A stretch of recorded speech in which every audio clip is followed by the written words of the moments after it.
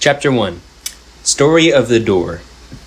Mr. Utterson, the lawyer, was a man of a rugged countenance that was never lighted by a smile, cold, scanty, and embarrassed in discourse, backward in sentiment, lean, long, dusty, dreary, and yet somehow lovable.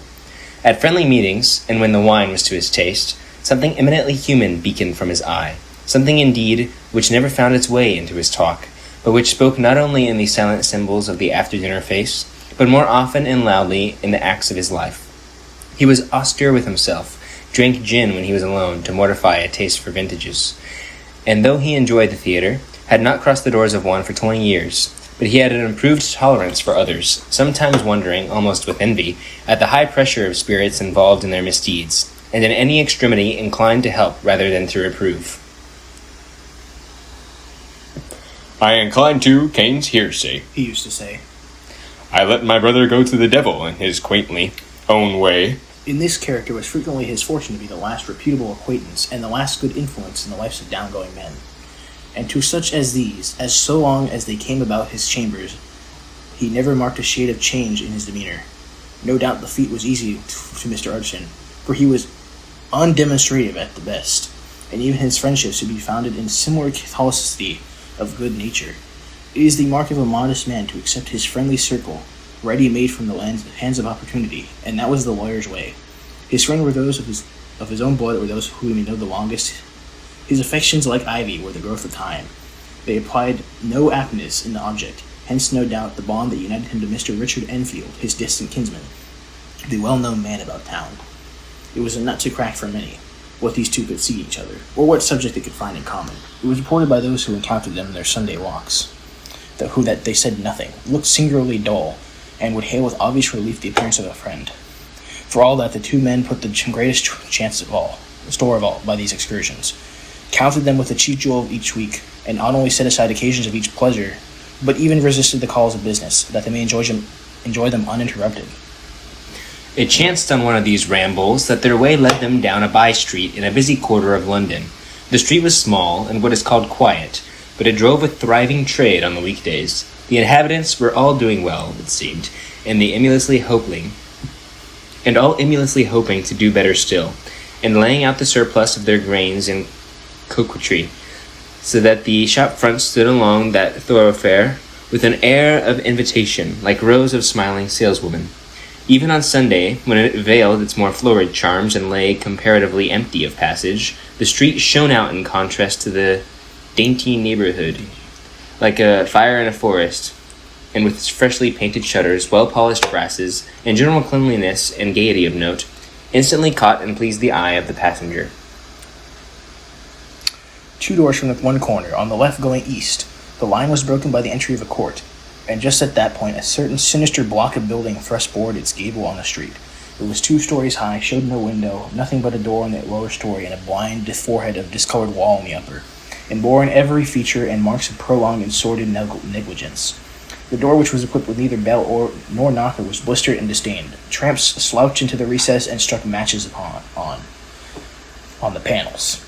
Children kept shop upon the steps. The schoolboy had tried his knife on the moldings, and for close on a generation, no one had appeared to drive away these random visitors or to repair their ravages.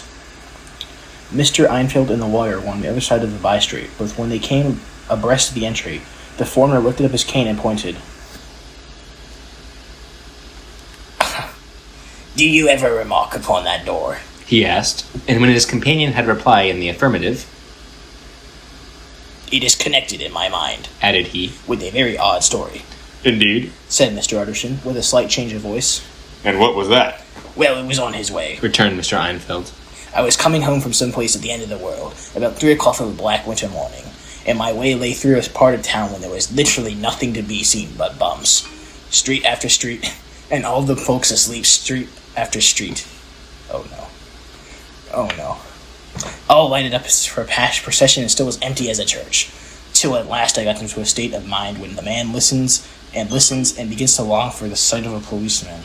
All at once I saw 2 figures, one a little man who was stumping along eastward a good walk, and the other a girl, maybe 8 or 10, who was running as hard as she was able to down across the street. Well, sir, the 2 ran into one another naturally enough for the corner, and then came the horrible part of the timing. The man trampled calmly over the child's body and left her screaming on the ground. It sounds nothing to hear, but it was hellish to see. It wasn't like a man. It was like some damned juggernaut. It gave a view halloa.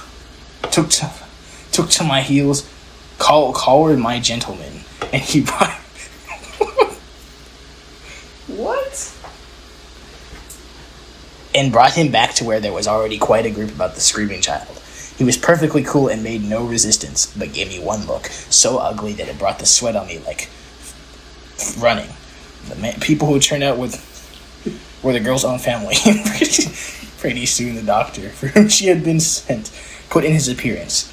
Well, the child was not much the worse, more frightened, according to the sawbones, and there you might have supposed would be an end to it. But there was one curious circumstance. I had taken a loathing to my gentleman at first sight, so had the child's family, which was only natural, but the doctor's case was what struck me. He was the usual, cut and dry apothecary, of no particular age and color, with a strong Edinburgh accent. About as emotional as a bagpipe. Well, sir, he was like the rest of us. Every time he looked at my prisoner, I saw Sawbones turn sick and white with the desire to kill him. I knew what was in his mind, just as he knew it was in mine, and killing being out of the question, we did the next best thing.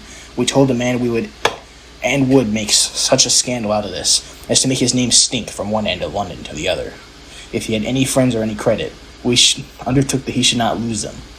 And all the time we were pitching it red hot. We were keeping the woman to him as best as we could, for they were as wild as harpies. I never saw circle such hateful faces, and there was a man in the middle, with a kind of black, sneering coolness. Frightened, too. I could see that, but carrying on, sir, really like Satan. If you choose to make capital of his accent, said he, I am naturally helpless. Oh, that's you. Wait, no, it's not. It is you, said he. No gentleman but wishes to avoid a scene, says he. Name your figure. Well, we screwed him up to £100 for the child's family. He would have clearly liked to stick out, but there was something about the lot of us that meant mischief, and at last he struck. The next thing was to get the money, and where do you think he carried us but to the place with the door? Whipped out a pea, went in, and presently came back with a matter of £10 in gold, and a cheque for the balance on cots, drawn payable to bearer and signed with a name that I can't mention. It was one of the points in my story. But it was a name at least very well known and often printed. The figure was stiff, but the signature was good, for more than that. If it was only genuine, I took the liberty of pointing out to my gentleman that the whole business looked apocryphal. And the man does not in real life walk into a cellar door at 4 a.m, come out with another man's check for close upon £100. But it was quite easy and sneery. Jekyll. Or Hyde. It's Hyde. Set your mind at rest, says he. I will stay with you till the bank's open and the cash the check myself. So we all set off, the doctor and the child's father, and our friend and myself, and passed the rest of the night in my chambers. And next day when we all had breakfast, went in a body to the bank. I gave him the check myself, and said I had every reason to believe it was a forgery. Not a bit of it. The check was genuine. Tut, tut, said Mr. Utterson. I see you feel as I do, said Mr. Enfield. Yes, it's a bad story, for my man was a fellow that nobody could have to do with, a really damnable man. And that person that drew the check is the very pink of the properties. Celebrated, too. And what makes it worse, one of your fellows who do what they call good. Blackmail, I suppose. An honest man paying through the nose for some of the capers of his youth. Blackmail House is what they call the place with the door, in consequence. Though even that, is far from explaining, he added. Yeah. With the words thrown to vain and musing. From this, he was recalled by Mr. Utterson, asking rather suddenly, And don't you know the drawer of the check lives there? A likely place, isn't it? returned Mr. Enfield. But I happen to have noticed his address. He lives in some square or another, And you never asked about the place with the door? said Mr. Utterson. No, sir, I had a delicacy. Was the reply. I feel very strongly about putting questions. It partakes too much of the style of the Day of Judgment. You start a question, and it's like staring a stone. You sit quietly at the top of the hill, and away the stone goes, stirring others, and presently some bland old bird, the last you would have thought of, is knocked on the head in his own back garden, and the family have to change their name. No, sir, I make it a rule of mine. The more it looks like Clear Street, the less I ask. A very good rule, too, said the lawyer. But I have studied the place for myself, continued Mr. Enfield. It seems scarcely a house. There is no other door, and nobody comes in and out of that but once in a great while. The gentleman on my adventure, there are 3 windows looking at the court on the first floor. None below. The windows are always shut but they're clean. And then there's a chimney, which is generally smoking, so someone must live there. And he's not so sure, for the buildings are so packed together about that court that it's hard to say where one ends and another begins. The pair walked on again for a while in silence, and then, Enfield, Said Mr. Utterson. that's a good rule of yours. Yes, I think it is. returned Enfield. But for all that, Continued the lawyer. there's one point I want to ask. I want the name of that man who walked over the child. Well, Said Mr. Enfield. I can't see what harm it would do. It was the man of the name of Hyde. Said Mr. Utterson. What sort of man is he to see? He's not easy to describe. There's something wrong with his appearance, something displeasing, something downright detestable.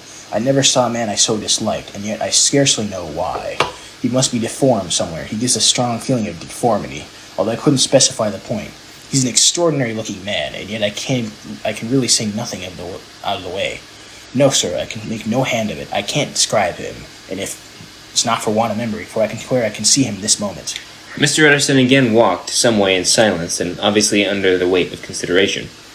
You are sure he used a key? He inquired at last. My dear sir, Began Enfield, surprised out of himself. Yes, I know. said Utterson. I know it must seem strange.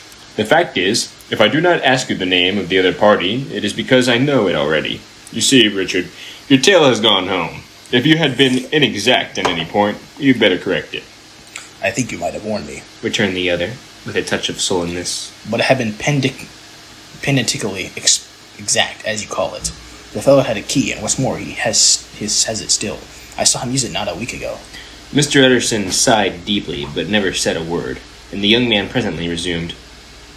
Here is another lesson to say nothing, Said he. I am ashamed of my long tongue. Let us make a bargain never to refer to this again, With all my heart. said the lawyer. I shake hands on that, Richard. That Chapter 2. Search for Mr. Hyde.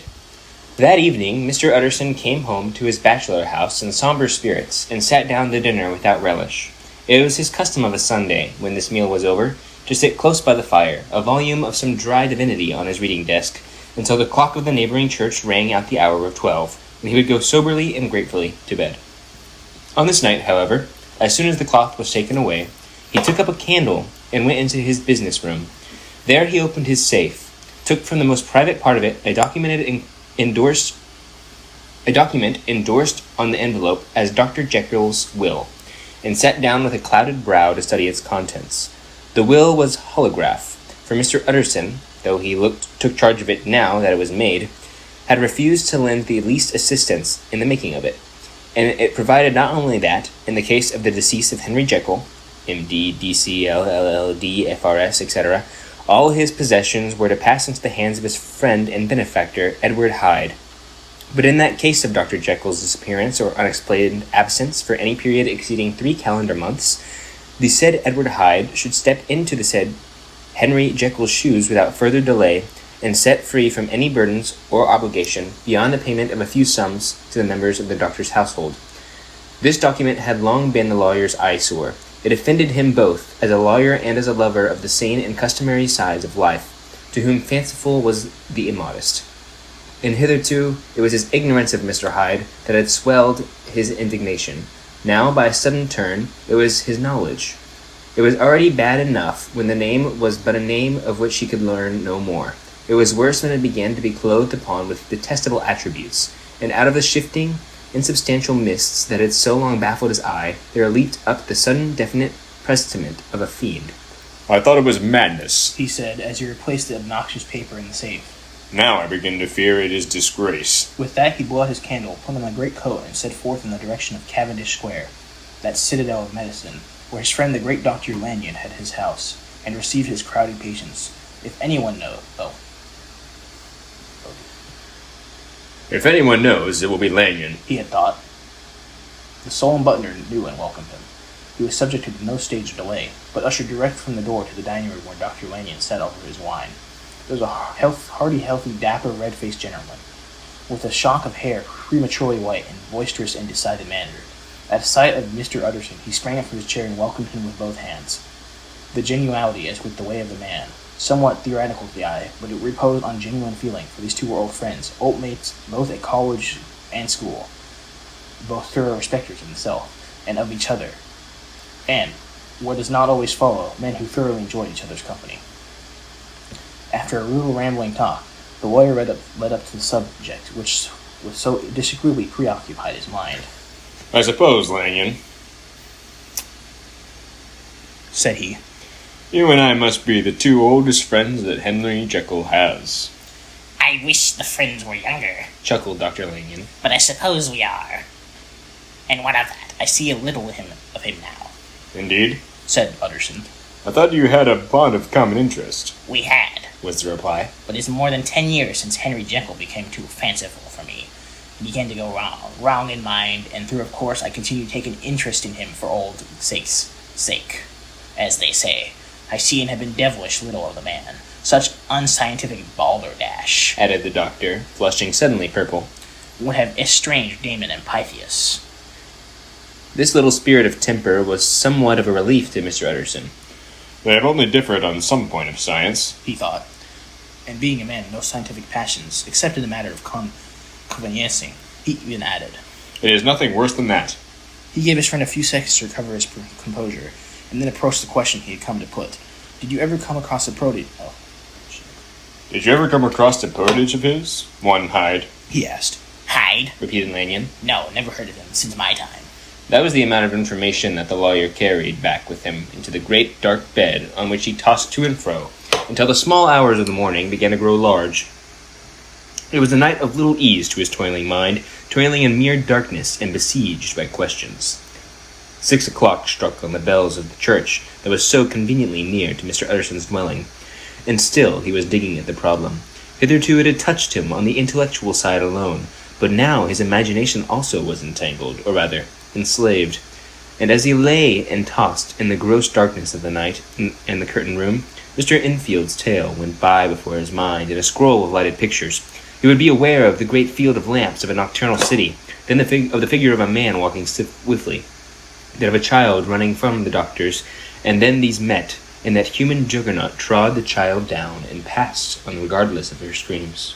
Or else he would see a room in a rich house where his friends lay asleep, dreaming and smiling at his dreams. And then the door of that room would be opened, the curtains of the bed plucked apart, the sleeper recalled, and lo! There would stand by his side a figure to whom power was given. And even at that dead hour he must rise and do its bidding. The figure in these two phases haunted the lawyer all night, and if at any time he dozed over, it was but to see it glide more stealthily through sleeping houses, or move the more swiftly, and still the more swiftly, even to dizziness, through wider labyrinths of lamplighted city, and at every street corner crush a child and leave her screaming.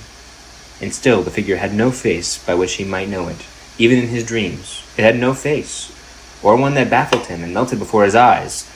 And thus it was that there sprang up and grew apace in the lawyer's mind a singularity strong, almost an inordinate curiosity to behold the features of the real Mr. Hyde. If he could but once set eyes on him, he thought the mystery would lighten and perhaps roll altogether away, as was the habit of mysterious things when well examined. He might see a reason for his friend's strange preference or bondage, call it what you please, and even for the startling cause of the will. At least it would be a face worth seeing, the face of a man who was without bowels of mercy, a face which had but to show itself to raise up in the mind of the unimpressionable Enfield a spirit of enduring hatred. From that time forward, Mr. Utterson began to haunt the door by street of shops, in the morning before office hours, at noon when business was plenty, and time scarce at night under the face of the fogged city moon. By all lights and at all hours of solitude or concourse, the lawyer was to be found on his chosen post. If he be Mr. Hyde, He had thought, I shall be Mr. Seek. and at last his patience was rewarded. It was a fine, dry night, frost in the air, the streets as clean as a ballroom floor, the lamps unshaken by any wind, drawing a regular pattern of light and shadow. By 10 o'clock, when the shops were closed, the by-street was very solitary, and in spite of the low growl of London from all around, very silent. Small sounds carried far, domestic sounds out of the houses, were clearly audible on either side of the roadway, and the rumor of the approach of any passenger preceded him by a long time. Mr. Utterson had been some minutes at his post when he was aware of an odd, light footstep drawing near. In the course of his nightly patrols, he had long grown accustomed the quaint effect after which his footballs of a single person, which he is still a great way off, suddenly spring out distinct from the vast hum and clatter of the city. Yet his attention had never been so sharply and decisively arrested, and it was with a strong superstitious prevision of success that he withdrew into the entry of the court. The steps drew swiftly nearer, and swelled out suddenly louder as they turned the end of the street. The lawyer, looking forth from the entry, could soon see what manner of man he had to deal with. He was small and very plainly dressed, and look at him, even at that distance, went somehow strongly against the washer's inclination. But he made straight for the door, crossing the roadway to save time, and as he came, he drew a key from his pocket like one approaching home. Mr. Utterson stepped out and touched him on the shoulder as he passed. Mr. Hyde, I think? Mr. Hyde shrank back with a hissing intake of the breath, but his fear was only momentary, and though he did not look the lawyer in the face, he answered coolly enough. That is my name. What do you want? I see you are going in. Returned the lawyer. I am an old friend of Dr. Jekyll's, Mr. Utterson of Gaunt Street. You must have heard my name, and meeting you so conveniently, I thought you might admit me. You will not find Dr. Jekyll. He is from home, replied Mr. Hyde, blowing in the key, and then suddenly, but still without looking up. How did you know me? He asked. On your side. Said Mr. Utterson. Will you do me a favor? With pleasure, replied the other. What shall it be? Will you let me see your face? Asked the lawyer. Mr. Hyde appeared to hesitate, and then, as upon some sudden reflection, fronted about with an air of defiance, and the pair stared at each other pretty fixedly for a few seconds. Now I shall know you again. It may, said Mr. Utterson. It may be useful. Yes, returned Mr. Hyde. It is as well we have met. And, propose, you should have my address. And he gave a number of the street in Soho. Good, good, thought Mr. Utterson. Can he, too, have been thinking of the will? But he kept his feelings to himself, and only grunted in acknowledgment of the address. And now, said the other. How did you know me? By description, was the reply. Whose description? We have common friends, said Mr. Utterson. Common friends, echoed Mr. Hyde, a little hoarsely. Who are they? Jekyll, for instance, said the lawyer. He never told you? Cried Mr. Hyde, with a flush of anger. I did not think you would have lied. Come, said Mr. Utterson. That is not fitting language. The other snarled aloud to a savage laugh, and the next moment, with extraordinary quickness, he had unlocked the door, and disappeared into the house. The lawyer stood a while when Mr. Hyde had left him, a picture of the disquietude. Then he began slowly to mount the street, pausing every moment a step or two, and putting his hand to his brow like a man in mental perplexity. The problem he was thus debating as he had walked was one of classes rarely solved. Mr. Hyde was pale and dwarfish. He gave an impression of deformity without any nameable malformation. He had a displeasing smile. He had borne himself to the lawyer with a sort of murderous mixture of timidity and boldness, and he spoke with a husky, whispering, and somewhat broken voice. All these points against him, but not all of these together, could explain the hitherto unknown disgust, loathing, and fear with which Mr. Utterson regarded him. There must be something else, said the perplexed gentleman. There is something more. If I could find a name for it, God bless me, the man seems hardly human. Something troglodytic. Troglodytic. Something troglodytic. Something troglodytic, shall we say? Or can it be found? Or can it be the old story of Dr. Fell? Or is it the mere radiance of a foul soul that thus transpires through, and might transfigures its clay continent? The last, I think, for, oh, my poor old Harry Jekyll. If I ever read Satan's signature upon a face, it is that of your new friend. Round the corner from the by-street, where there was a square of ancient, handsome houses, now for the most part decayed from their high estate, and left in flats and chambers, to all sorts and conditions of men, map engravers, architects, shady lawyers, and the agents of obscure enterprises. One house, however, second from the corner, was still occupied entire, and at the door of this, which wore a great air of wealth and comfort, though it was now plunged in darkness except for the fan light, Mr. Utterson stopped and knocked. A well-dressed elderly servant opened the door. Is Dr. Jekyll at home, Poole? Asked the lawyer. I will see, Mr. Utterson, said Poole, admitting the visitor as he spoke into a large, low-roofed, comfortable hall paved with flags, warmed after the fashion of a country house by a bright open fire and furnished with a costly cabinets of oak. Will you wait here by the fire, sir? Or shall I give you a light in the dining room? Here, thank you, said the lawyer, as he drew nearer and nearer, and leaned on the tall fender. This hall, in which he was now left alone, was a pet fancy of his friend the doctor's, and Utterson himself was wont to speak of it as the pleasantest room in London. But tonight there was a shudder in his blood. The face of Hyde sat heavy on his memory, he felt. What was rare with him? A nausea and distaste of life, and in the gloom of his spirits he seemed to read a menace in the flickering of the firelight on the polished cabinets and uneasy starting of the shadow on the roof. He was ashamed of his relief when Poole presently returned to announce that Dr. Jekyll was... I saw Mr. Hyde go in by the old dissecting room door, Poole, he said. Is that right, when Dr. Jekyll is from home? Quite right, Mr. Utterson, sir. Replied the servant. Mr. Hyde has a key. Your master seems to repose a great deal of trust in that young man, Poole. Resumed the other musingly. Yes, sir, you do indeed. Said Poole. We all have orders to obey him. I do not think I ever met Mr. Hyde. Asked Utterson. Oh, dear no, sir. He never dines here. Replied the butler. Indeed, we see very little of him on this side of the house. He mostly comes and goes by the laboratory. Well, good night, Poole. Good night, Mr. Utterson. And the lawyer set out homeward with a very heavy heart. Poor Harry Jekyll. He thought. My mind misgives me, as he is deep in waters. He was wild when he was young, a long time ago, to be sure, but in the law of God there is no statute of limitations. Aye, it must be that, the ghost of some old sin, the cancer of some concealed disgrace, punishment coming. Pediclaudo!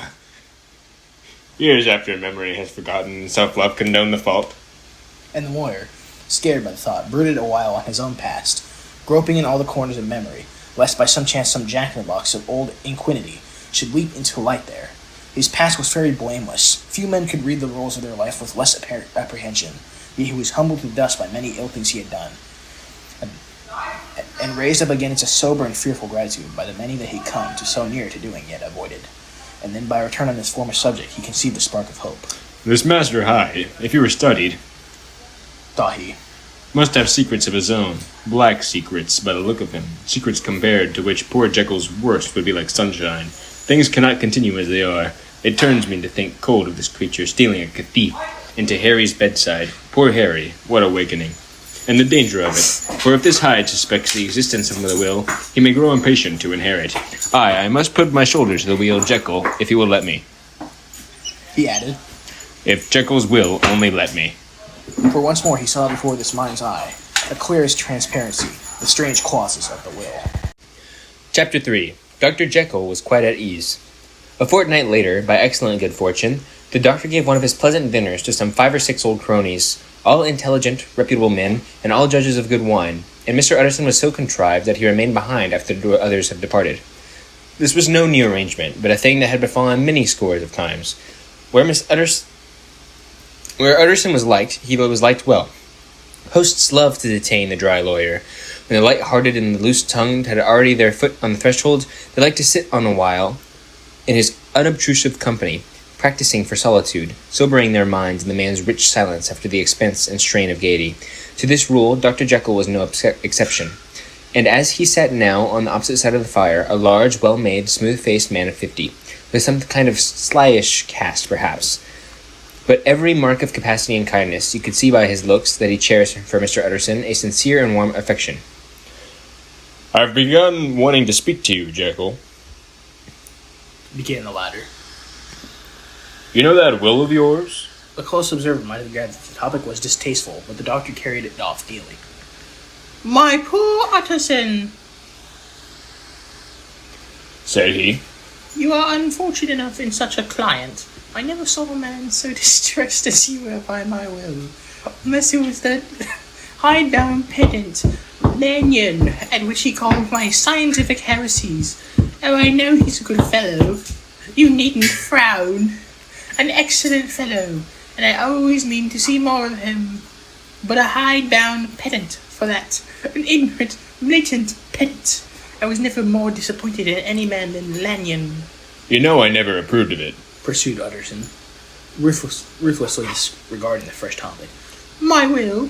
Yes, certainly I know that, said the doctor, a trifle sharply. You have told me so, Well, I tell you so again. continued the lawyer. I have been learning something of young Hyde. The large, handsome face of Dr. Jekyll grew pale to the very lips, and there came blankness about his eyes. I do not care to hear more, Said he. This is a matter I thought we had agreed to drop, What I heard was abominable. said Utterson. It can make no change. You do not understand my position. Returned the doctor, with a certain incoherency of manner.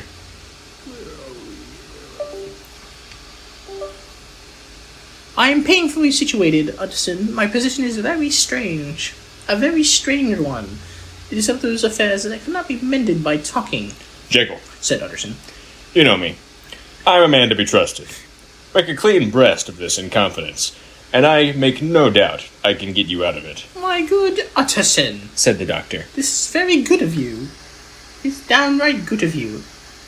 And I cannot find words to thank you in. I believe you fully. I trust you before any man alive. I before myself. If I could make the choice, but indeed isn't what you fancy. It is not so bad as that. And just to put your good heart at rest, I will tell you one thing the moment I chose. I cannot be rid of Mr. Hyde. I gave you my hand upon that, and I thank you again and again. And I will just add one little word, Utterson, that I am sure you will take in good part. This is a private matter, and I beg you to let it sleep. Utterson reflected a little, looking in the fire. I have no doubt you are perfectly right. He said at last, getting to his feet.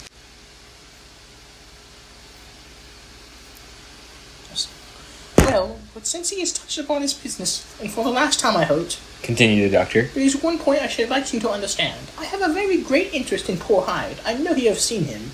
He told me so, and I fear he was rude. But I do sincerely take a very interest in that young man, and if I am taken away, Utterson, I wish you to promise me that you will bear with him and get his rights for him. I think you would, if you knew all, and it would be weight off my mind if you could promise, I can't pretend that I shall ever like him. said the lawyer. I don't ask that. Pleaded Jekyll, laying his hand upon the other's arm. I only ask for justice. I only ask you to help him for my sake, for when I am no longer here, Utterson heaved an irrepressible sigh. Well, said he.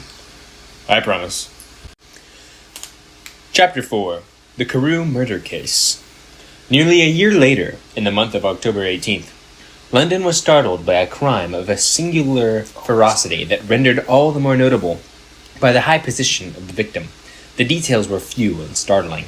A maid-servant living alone in a house not far from the river had gone upstairs to bed about 11. Although a fog rolled over the city in the small hours, the early part of the night was cloudless, and the lane, which the maid's window overlooked, was brilliantly lit by the full moon. It seems that she was romantically given, for she sat down upon her box, which stood immediately under the window, and fell into a dream of musing.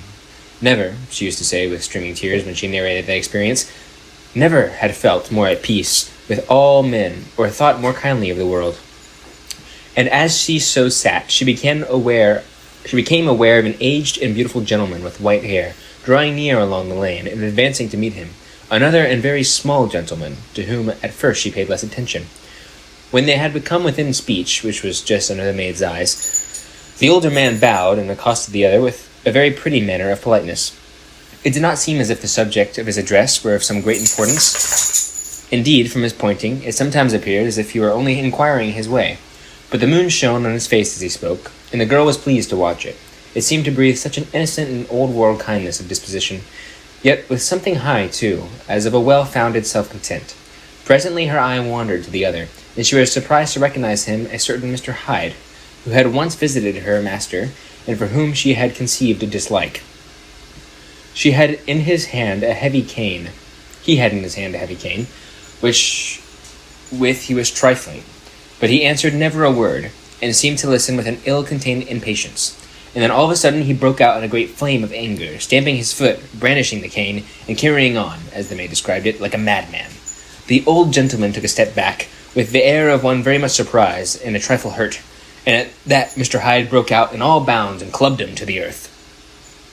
And the next moment, with ape-like fury, he was trampling his victim underfoot and hailing down a storm of blows, under which the bones were audibly shattered, and his body jumped upon the roadway. At the horror of these sights and sounds, the maid fainted. It was 2 o'clock when she came to herself and called for the police. The murder was long ago, but there lay his victim in the middle of the lane, incredibly mangled, the stick with which the deed had been done, although it was some rare and very tough and heavy wood, had broken in the middle under the stress of the insensate cruelty, and one splintered half had rolled in a neighboring gutter. The other, without a doubt, had been carried away by the murderer.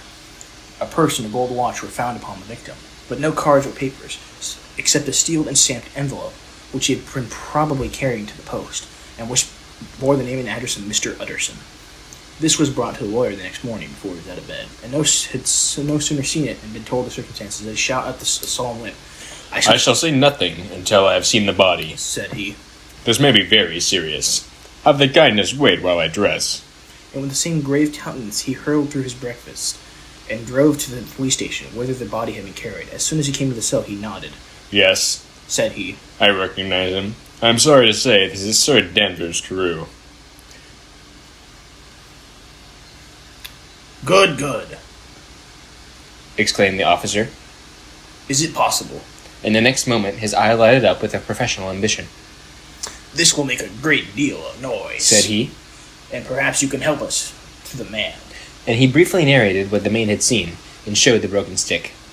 Mr. Utterson had already quailed at the name of Hyde, but when the stick was laid before him, he could no doubt any longer. Broken and battered as it was, he recognized it for the one that he himself had presented many years to Henry Jekyll. Is this Mr. Hyde person of small stature? He inquired. Particularly small and particularly wicked-looking is what the maid calls him, said the officer. Mr. Utterson reflected, and then raising his head, If you will come with me into my cab, he said. I think I can take you to his house. It was by this time about 9 in the morning, in the first fog of the season. A great chocolate-covered pall lowered above the heaven, but the wind was continuously charging and routing the embered vapors. So that as the cab crawled from street to street, Mr. Utterson beheld a marvelous number of degrees and hours and hues of twilight. For here would be dark, like the back end of evening, and there would be a glow of a rich, lucid, lucid brown, like the light of some strange conflagration. And here, for a moment, the fog would be quite broken up, and a haggard shaft of daylight would glance in between these swirling wreaths. The dismal quarter of Soho, seen under these changing glimpses, with its muddy ways and slightly passengers in its lamps, which had never been extinguished or had been kindled afresh to combat this mournful reinvasion of darkness, seemed, in the lawyer's eyes, like a distinct of some city in nightmare. The thoughts of his mind, besides, were the gloomiest die, and when he glanced at the companion of his drive, he was conscious of some touch of that terror of the law and the law's officer, which many a times assailed the most honest. As the cab drew up before the address indicated, the fog lifted a little and showed him a dingy street, a gin palace, a low French eating house, a shop for the retail of penny numbers, and 2 penny salads. Many ragged children huddled in the doorways, and many women of different nationalities passing out keen hand to have a morning glass.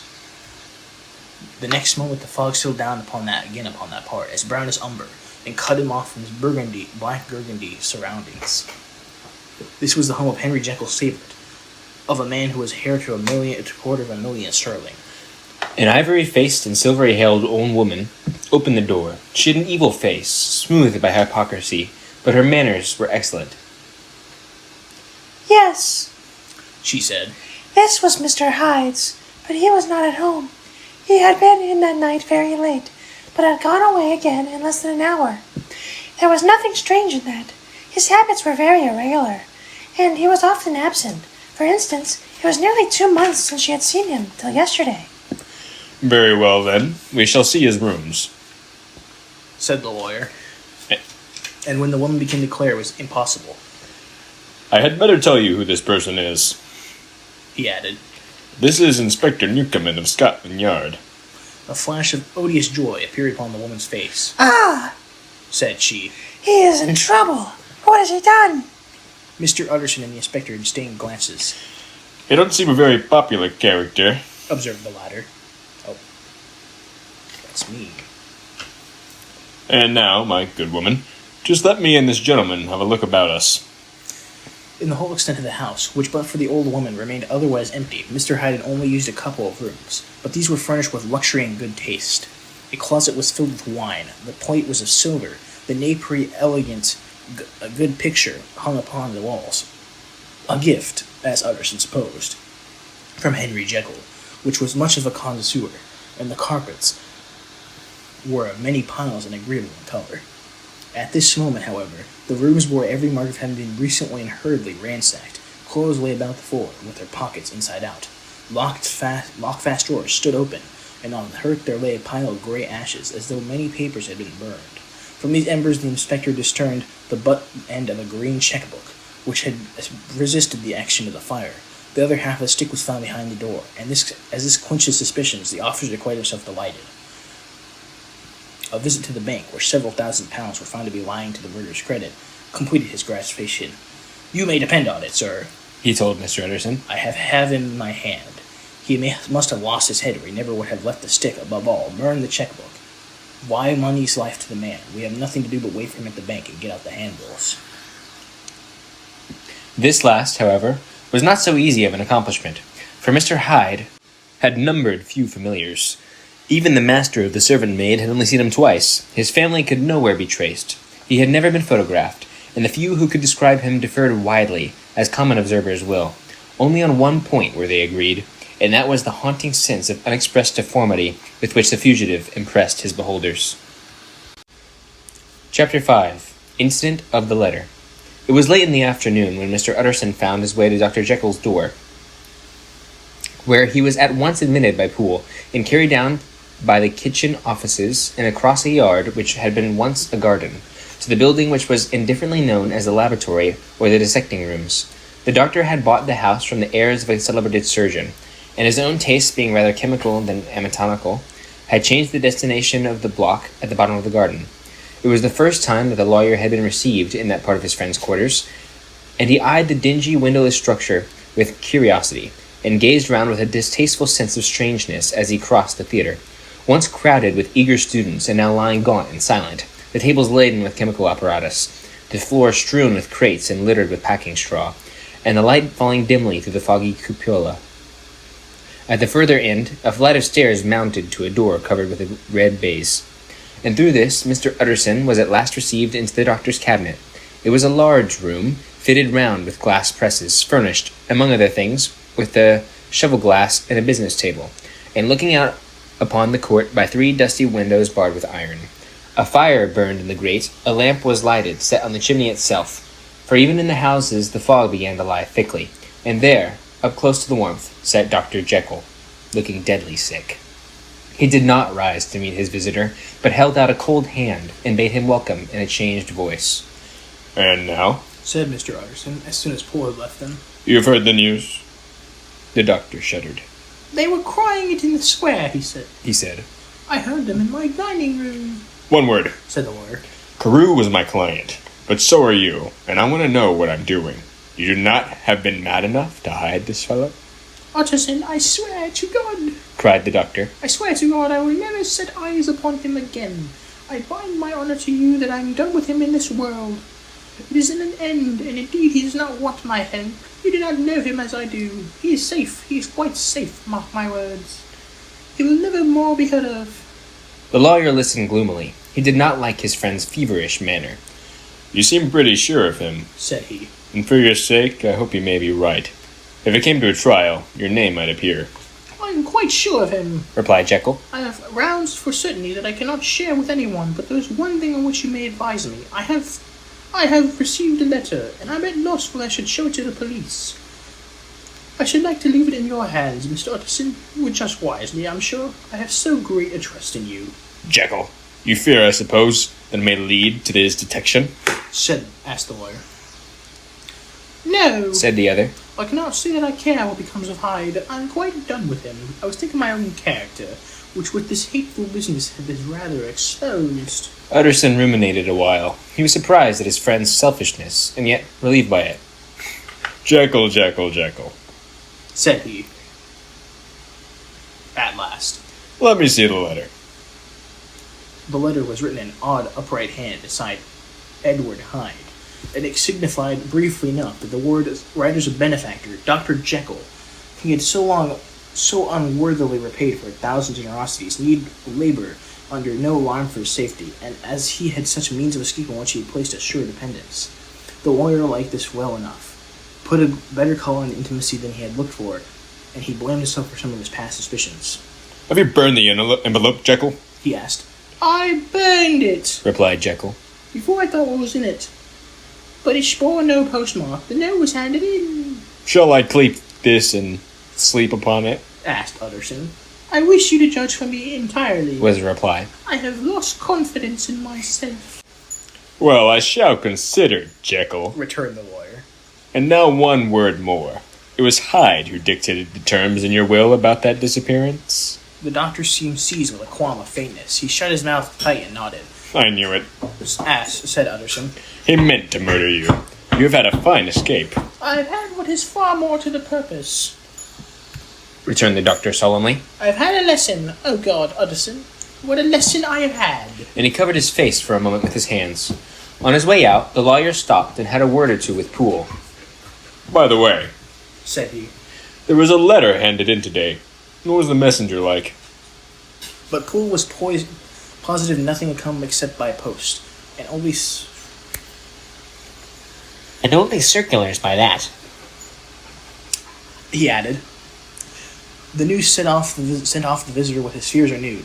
Plainly the letter had come by the laboratory door. Possibly, indeed, it had been written in the cabinet, and if that were so, it must be differently judged, and handled with more caution. The newsboys, as he went, were crying themselves hoarse along the footways. Special edition! Shocking murder of an MP! That was the funeral oration of one friend and client, and he could not help a certain apprehension lest the good name of another should be sucked down in the eddy of the scandal. It was, at least, a ticklish decision that he had to make, and self-reliant as he was by habit, he began to cherish a longing for advice. It was not to be had directly, but perhaps, he thought, it might be fished for. Presently after, he sat on the side of his own hearth, with Mr. Guest, his head clerk, upon the door. In midway between, a nicely calculated distance from the fire, a bottle of a particularly old wine that had long dwelt unsunned in the foundations of his house. The fog still slept on the wing above the drowned city, where the lamps glimmered like carbuncles, and through the muffle and smother of these fallen clouds, the procession of the town's life was still rolling in through the great arteries with the sound of a mighty wind. But the room was gay with firelight. In the bottle the acids were so long ago resolved, the imperial dye had softened with time, as the color grows richer in the stained windows, and the glow of autumn afternoons on hillside vineyards was ready to be set free, to disperse over the fogs of London. Insensibly the lawyer melted. There was no man from whom he kept fewer secrets than Mr. Guest, and he was not always sure that he had kept as many as he meant. Guest had often been on business to the doctor's. He knew Poole. He could scarce have failed to hear of Mr. Hyde's familiarity about the house. He might draw conclusions. Was it not well, then, that he should see a letter which put that mystery to rights? And above all, since Guest, being a great student in critique of handwriting, would consider the step natural and obliging. The clerk, besides, was a man of counsel. He would scarce read so strange a document without dropping a remark, and by that remark Mr. Utterson might shape his future courses.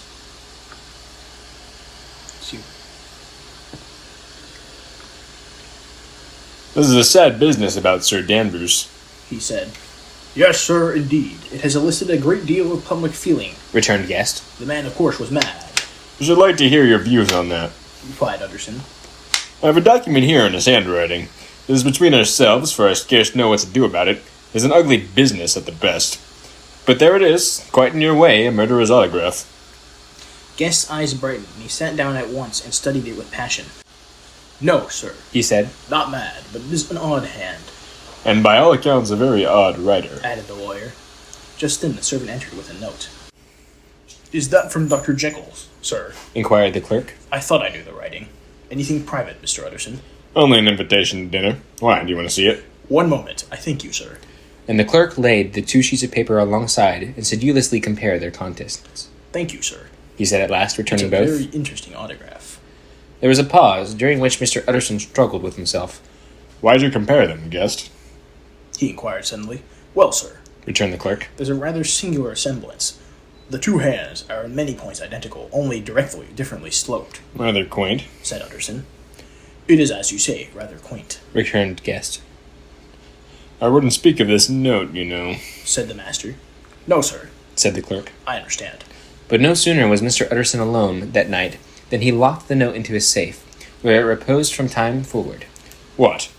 He thought, Henry Jekyll forge a murderer? and his blood ran cold in his veins. Not bad. Chapter 6. The Remarkable Incident of Dr. Lanyon. Time ran on. Thousands of pounds were offered in reward for the death of Sir Danvers was resented as a public injury, but Mr. Hyde had disappeared out of the ken of the police as though he had never existed. Much of his past was unearthed, indeed, and all disreputable. Tales came out of the man's cruelty, at once so callous and violent, of his vile life, of his strange associates, and of the hatred that seemed to have surrounded his career. But of his present whereabouts, not a whisper. From the time he had left his house in Soho on the morning of the murder, he was simply blotted out, and gradually, as time drew on, Mr. Utterson began to recover from the hotness of his alarm, and to grow more quiet with himself. The death of Sir Danvers was, to his way of thinking, more than paid for by the disappearance of Mr. Hyde. Now that that evil influence had been withdrawn, a new life began for Dr. Jekyll. He came out of his seclusion, renewed relations with his friends, became once more their familiar guest and entertainer. And whilst he had always been known for charities, he was now no less distinguished for religion. He was busy. He was much in the open air. He did good. His face seemed to open and brighten, as with an inward consciousness of service. And for more than 2 months, the doctor was at peace. On the 8th of January, Utterson had dined in the doctor's with a small party. Lanyon had been there, and the face of the host had looked from one to the other as in the old days when the trio were inseparable friends. On the 12th, and again on the 14th, the doctor was shot out against the lawyer. The doctor was confined to the house, Poole said. and saw no one. On the 15th, he tried again, and was again refused. And having now been used for the last 2 months to see his friend almost daily, he found this return to solitude to weigh upon his spirits. The 5th night he had engaged to dine with him, and the 6th he betook himself to Dr. Lanyon's. There at least he was not denied admittance, but when he came in, he was shocked at the change at which had taken place in the doctor's appearance. He had written his death warrant, legibly on his face. The rosy man had grown pale, with his flesh had fallen away. He was visibly balder and older, and yet it was not so much these tokens of a swift physical decay that arrested the lawyer's notice, as a look in the eye and quality of manner that seemed to testify to some deep-seated terror of the mind. It was unlikely the doctor should fear death, and yet that was what Utterson was tempted to suspect. Yes, He thought. he is a doctor. He must know his own state, and that his days are counted. And the knowledge is more than he can bear. And yet when Utterson remarked on his ill looks, it was with an air of greatness that Lanyon declared himself a doomed man. I have had a shock, He said, and I shall never recover. It is a question of weeks. While life has been pleasant, I liked it. Yes, sir, I used to like it. I sometimes think if we knew all, we should be more glad to get away. Jekyll's ill too. Observed Utterson. Have you seen him? But Lanyon's face changed, and he held up a trembling hand. I wish to see no more, or hear no more of Jekyll. he said in a loud, unsteady voice. I am quite done with that person, and I beg that you will spare me any allusion to whom I regard dead. Tut. Said Mr. Utterson. And then after a considerable pause, Can I do anything? he inquired. We are 3 very old friends, Lanyon. We shall not live to make others. Nothing can be done. Returned Lanyon. Ask himself, You will not see me. Said the lawyer. I am not surprised at that. Was the reply. Someday, Utterson, after I am dead, you may perhaps come to learn the right and the wrong of this. I cannot tell you. And in the meantime, if you could sit and talk with me of any other things, for God's sake, stay and do so. But if you do not keep clear of this accused, cursed topic, then in God's name, go, for I cannot bear it. As soon as he got home, Utterson sat down and wrote to Jekyll, complaining of his exclusion from the house, and asking the cause of this unhappy break with Lanyon. And the next day brought him a long answer, often very pathetically worded, and sometimes darkly mysterious in drift. The quarrel with Lanyon was incurable. I do not blame old friend, Jekyll wrote, but I share his view that we must never meet. I mean, from henceforth to lead a life of extreme seclusion. You must not be surprised, nor must you doubt my friendship. If my door is often shut even to you, you must not suffer me to go my own dark way. I have brought upon myself a punishment and a danger that I cannot name. If I am the chief of sinners, I am the chief of sufferers also. Help! I could not think that this earth contained a place for me. Oh, for sufferings and terrors so unnaming, and you can do but one thing, Utterson, to lighten this destiny, and that is to respect my silence. Utterson was amazed. The dark influence of Hyde had been withdrawn. The doctor had returned to his old tasks and amenities. A week ago, the prospect had smiled with every promise of a cheerful and honored age, and now in a moment, friendship and peace of mind, and the whole tenor of his life, were wrecked. So great and unprepared a change pointed to madness, but in view of Lanyon's manner and words, there must lie for it some deeper ground. A week afterwards, Dr. Lanyon took to his bed, and in something less than a fortnight, he was dead. The night after the funeral, on which he had been sadly affected, Utterson locked the door of his business room, and sitting there by the light of his melancholy candle, drew out and set before him an envelope addressed by the hand and sealed with the dead seal of his old dead friend. Private, for the hands of G.J. Utterson alone, and in case of his predecease, to be destroyed, unread. So it was emphatically superscribed, and the lawyer dreaded to behold its contents. If I had buried one friend today, he thought. What if this should cost me another? And then he condemned the fear as a disloyalty, and broke the seal. Within there was another enclosure, likewise sealed, and marked upon the cover as not to be opened till the death or disappearance of Dr. Henley Jekyll. Utterson could not trust his eyes. Yes, it was a disappearance here again, as in the mad will which he had long ago restored to its author. Hence again, here again were the idea of a disappearance in the name of Henry Jekyll bracketed, but in the will, the idea that had sprung from the sinister suggestion of the man, Hyde. It was set here with a purpose that all too plain and horrible, written by the hand of Lanyon. What should it mean? A great curiosity came on to the trustee, to disregard the prohibition and dive at once to the bottom of these mysteries. But professional honor and faith to his dear friend were stringent obligations, and the packet slept in the innermost corner of his private safe. It is one thing to mortify curiosity, another to conquer it, and it may be doubted if, from that day forth, Utterson desired the society of his surviving friend with the same eagerness. He thought of him kindly, but his thoughts were disquieted and fearful. He went to call indeed, but he was perhaps relieved to be denied admittance. Perhaps, in his heart, he preferred to speak with Poole upon the doorstep and surrounded by the air and the sounds of the open city, rather than to be admitted into that house of voluntary bondage, and to sit and speak with its inscrutable recluse. Poole had, indeed, no very pleasant news to communicate. The doctor, it appeared, now more than ever confined himself to the cabinet over the laboratory, where he would sometimes even sleep. He was out of spirits. He had grown very silent. He did not read. It seemed as if he had something on his mind. Utterson became so used to the unvarying character of these reports that he fell off little by little in the frequency of his visits. Chapter 7. The Incident at the Window. It changed Sunday when Mr. Utterson was on his usual walk with Mr. Enfield, that their way lay once again through the by-street, and that when they came in front of the door, both stopped and gazed on it. Well, said Enfield, the story's at an end at least. We shall never see more of Mr. Hyde. I hope not, said Utterson. Did I ever tell you that I once saw him and shared your feeling of repulsion? It was impossible to do the one without the other, returned Enfield. And by the way, what an ass you must have thought of me, not to know this was a back way to Dr. Jekyll's. It was partly your own fault that I found out, even when I did. So you found it out, did you? Said Mr. Utterson. But if that be so, we may step into the court and take a look at the poor windows. To tell you the truth, I'm uneasy about poor Jekyll, and even outside I feel as if the presence of a friend might do him good. The court was very cool and a little damp, and full of premature twilight, although the sky high up ahead was still bright with sunset. The middle one of the three windows was halfway open, and sitting close beside it, taking the air with an infinite sadness of mind. Like some disconsolate prisoner, Utterson saw Dr. Jekyll. What? Jekyll! He cried. I trust you're better? I am very low, Mr. Utterson, replied the doctor drearily. Very low. It will not last long, thank God. You stay too much indoors, said the lawyer. You should be out, whipping up the circulation like Mr. Enfield and me. This, my cousin, Mr. Enfield, Dr. Jekyll.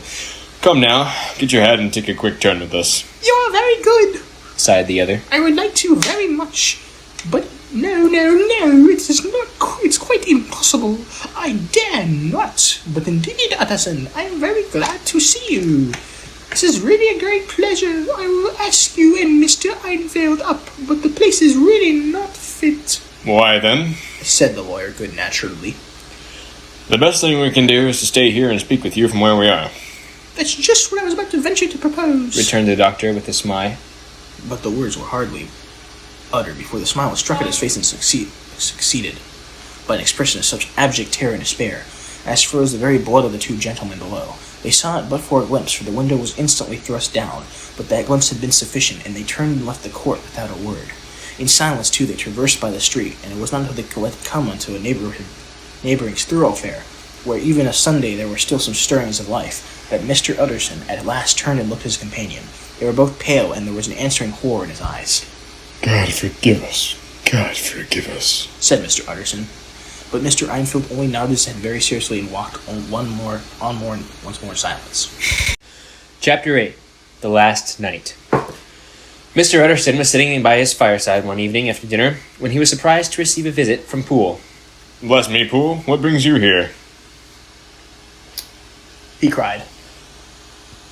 And then taking a second look at him, What ails you? he added, Is the doctor ill? Mr. Utterson, said the man. there is something wrong. Take a seat, and here's a glass of wine for you. Said the lawyer. Now, take your time and tell me plainly what you want. You know the doctor's ways, sir, Replied Poole. and how he shuts himself up? Well, he's shut up again in the cabinet, and I don't like it, sir. I wish I may die if I like it. Mr. Utterson, sir, I'm afraid. Now, my good man, Said the lawyer. be explicit. What are you afraid of? I've been afraid for about a week, Returned Poole, doggedly disregarding the question. and I can bear it no more. The man's appearance simply amply bore out of his words. His manner was altered for the worse, and except for the moment when he had first announced his terror, he had not once looked the lawyer in the face. Even now he sat with a glass of wine untasted on his knee, and perhaps directed to the corner of the floor. I can bear it no more. he repeated, Come, said the lawyer. I see you have some good reason, Poole. I see there is something seriously amiss. Try to tell me what it is. There's been foul play. Said Poole hoarsely. Foul play! Cried the lawyer, a good deal frightened, rather inclined to be irritated in consequence. What foul play? What does the man mean? I daren't say, sir. Was the answer. But will you come along with me and see for yourself? Mr. Utterson's only answer was to rise and get his hat and great coat. But he observed with wonder the greatness of the relief that appeared upon the butler's face, and perhaps with no less that the wine was still untasted when he set it down to follow. It was a wild, cold, seasonable night of March, with a pale moon lying on her back, as though the wind had tilted her in a flying rack of the most diaphanous and lawny texture. The wind made talking difficult, and fleckled the blood into the face. It seemed to have swept the streets unusually bare of passengers. Besides, for Mr. Utterson, For Mr. Utterson thought he had never seen the part of London so deserted. He could have wished it otherwise. Never in his life had he been so conscious of a sharp wish to see and touch his fellow creatures. For struggle as he might, there was born in upon his mind a crushing anticipation of calamity. The square when they got there was all full of dust and wind, and the thin trees in the garden were lashing themselves along the railing.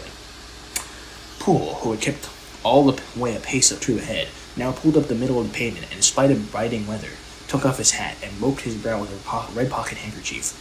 But for all the hurry of his cowering, they were not the dews of exertion that he'd wiped away, but the moisture of some strangling anguish, for his face was white and his voice when he spoke harsh and broken. Well, sir, He said, here we are, and God grant there be nothing wrong.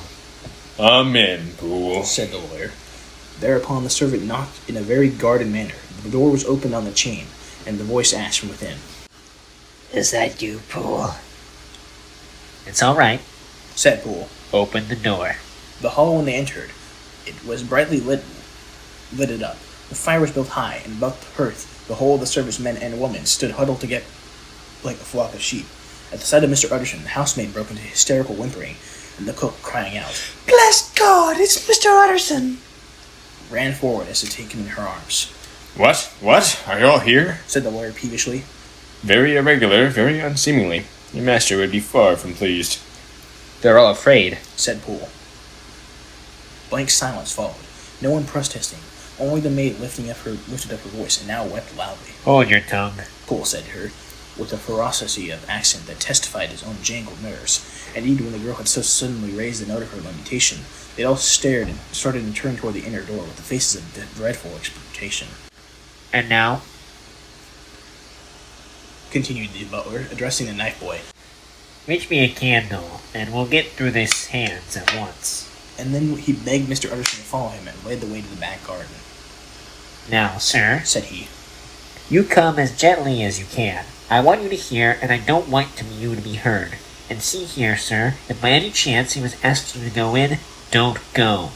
Mr. Utterson's nerve at this unlooked-for termination gave a jerk that nearly threw him off his balance. But he recollected his courage and followed the butler to the laboratory building and through the surgical theater, with his lumber crates and bottles, to the foot of the stair.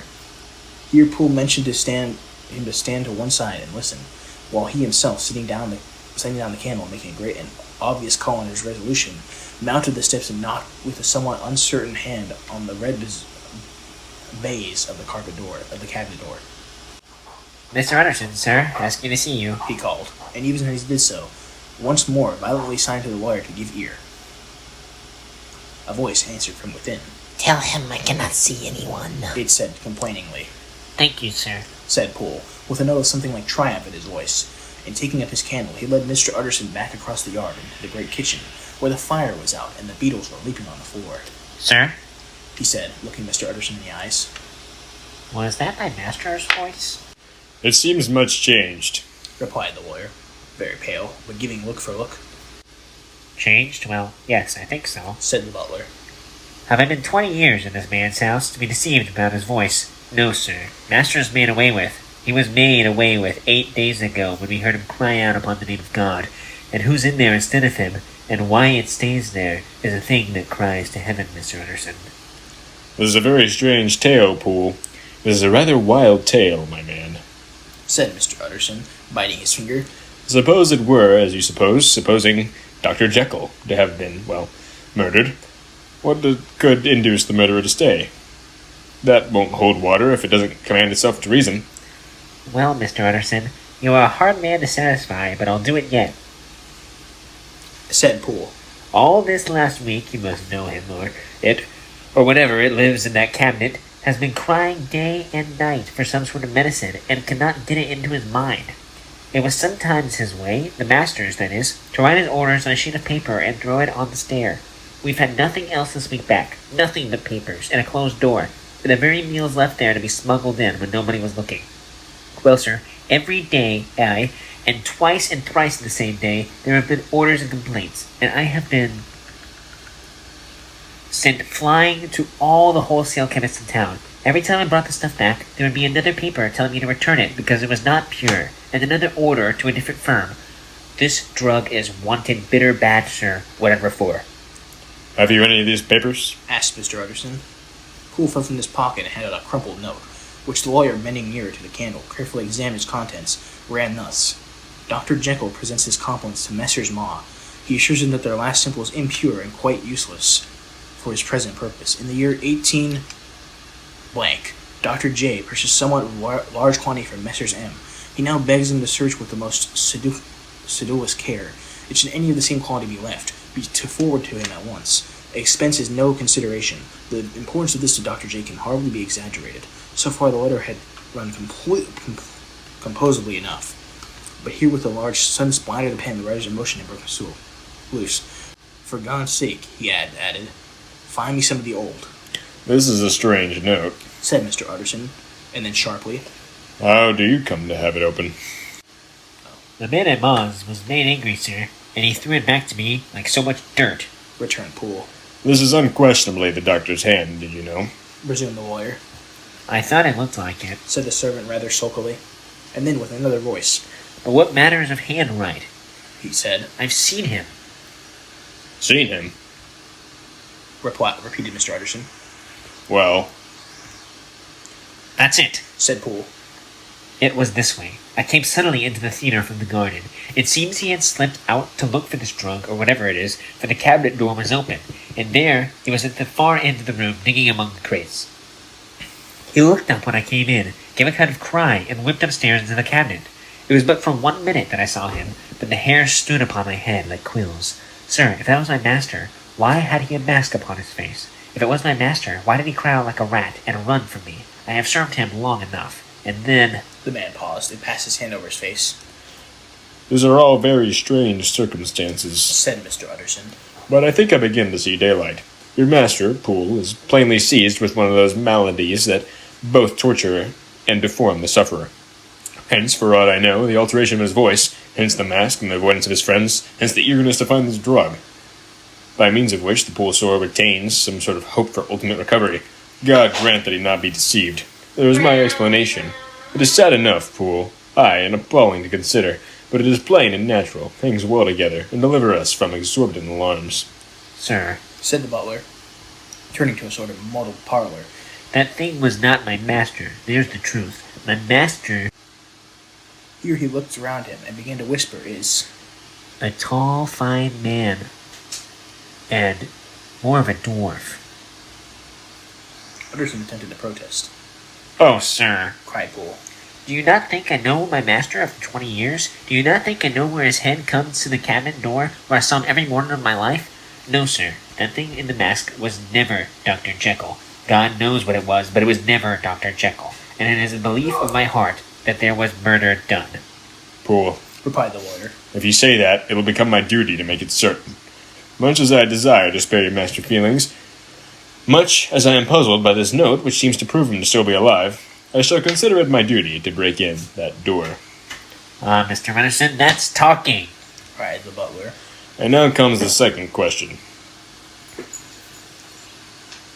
Resumed Utterson. Who is going to do it? Why, you and me. Said the undaunted Apply. Well, that's very well said. Returned the lawyer. And whatever comes of it, I shall make it my business to see you are no loser. There's an axe in the theater, Continued Poole. and you might take the kitchen poker for yourself. The lawyer took that rude but weighty instrument into his hand and balanced it.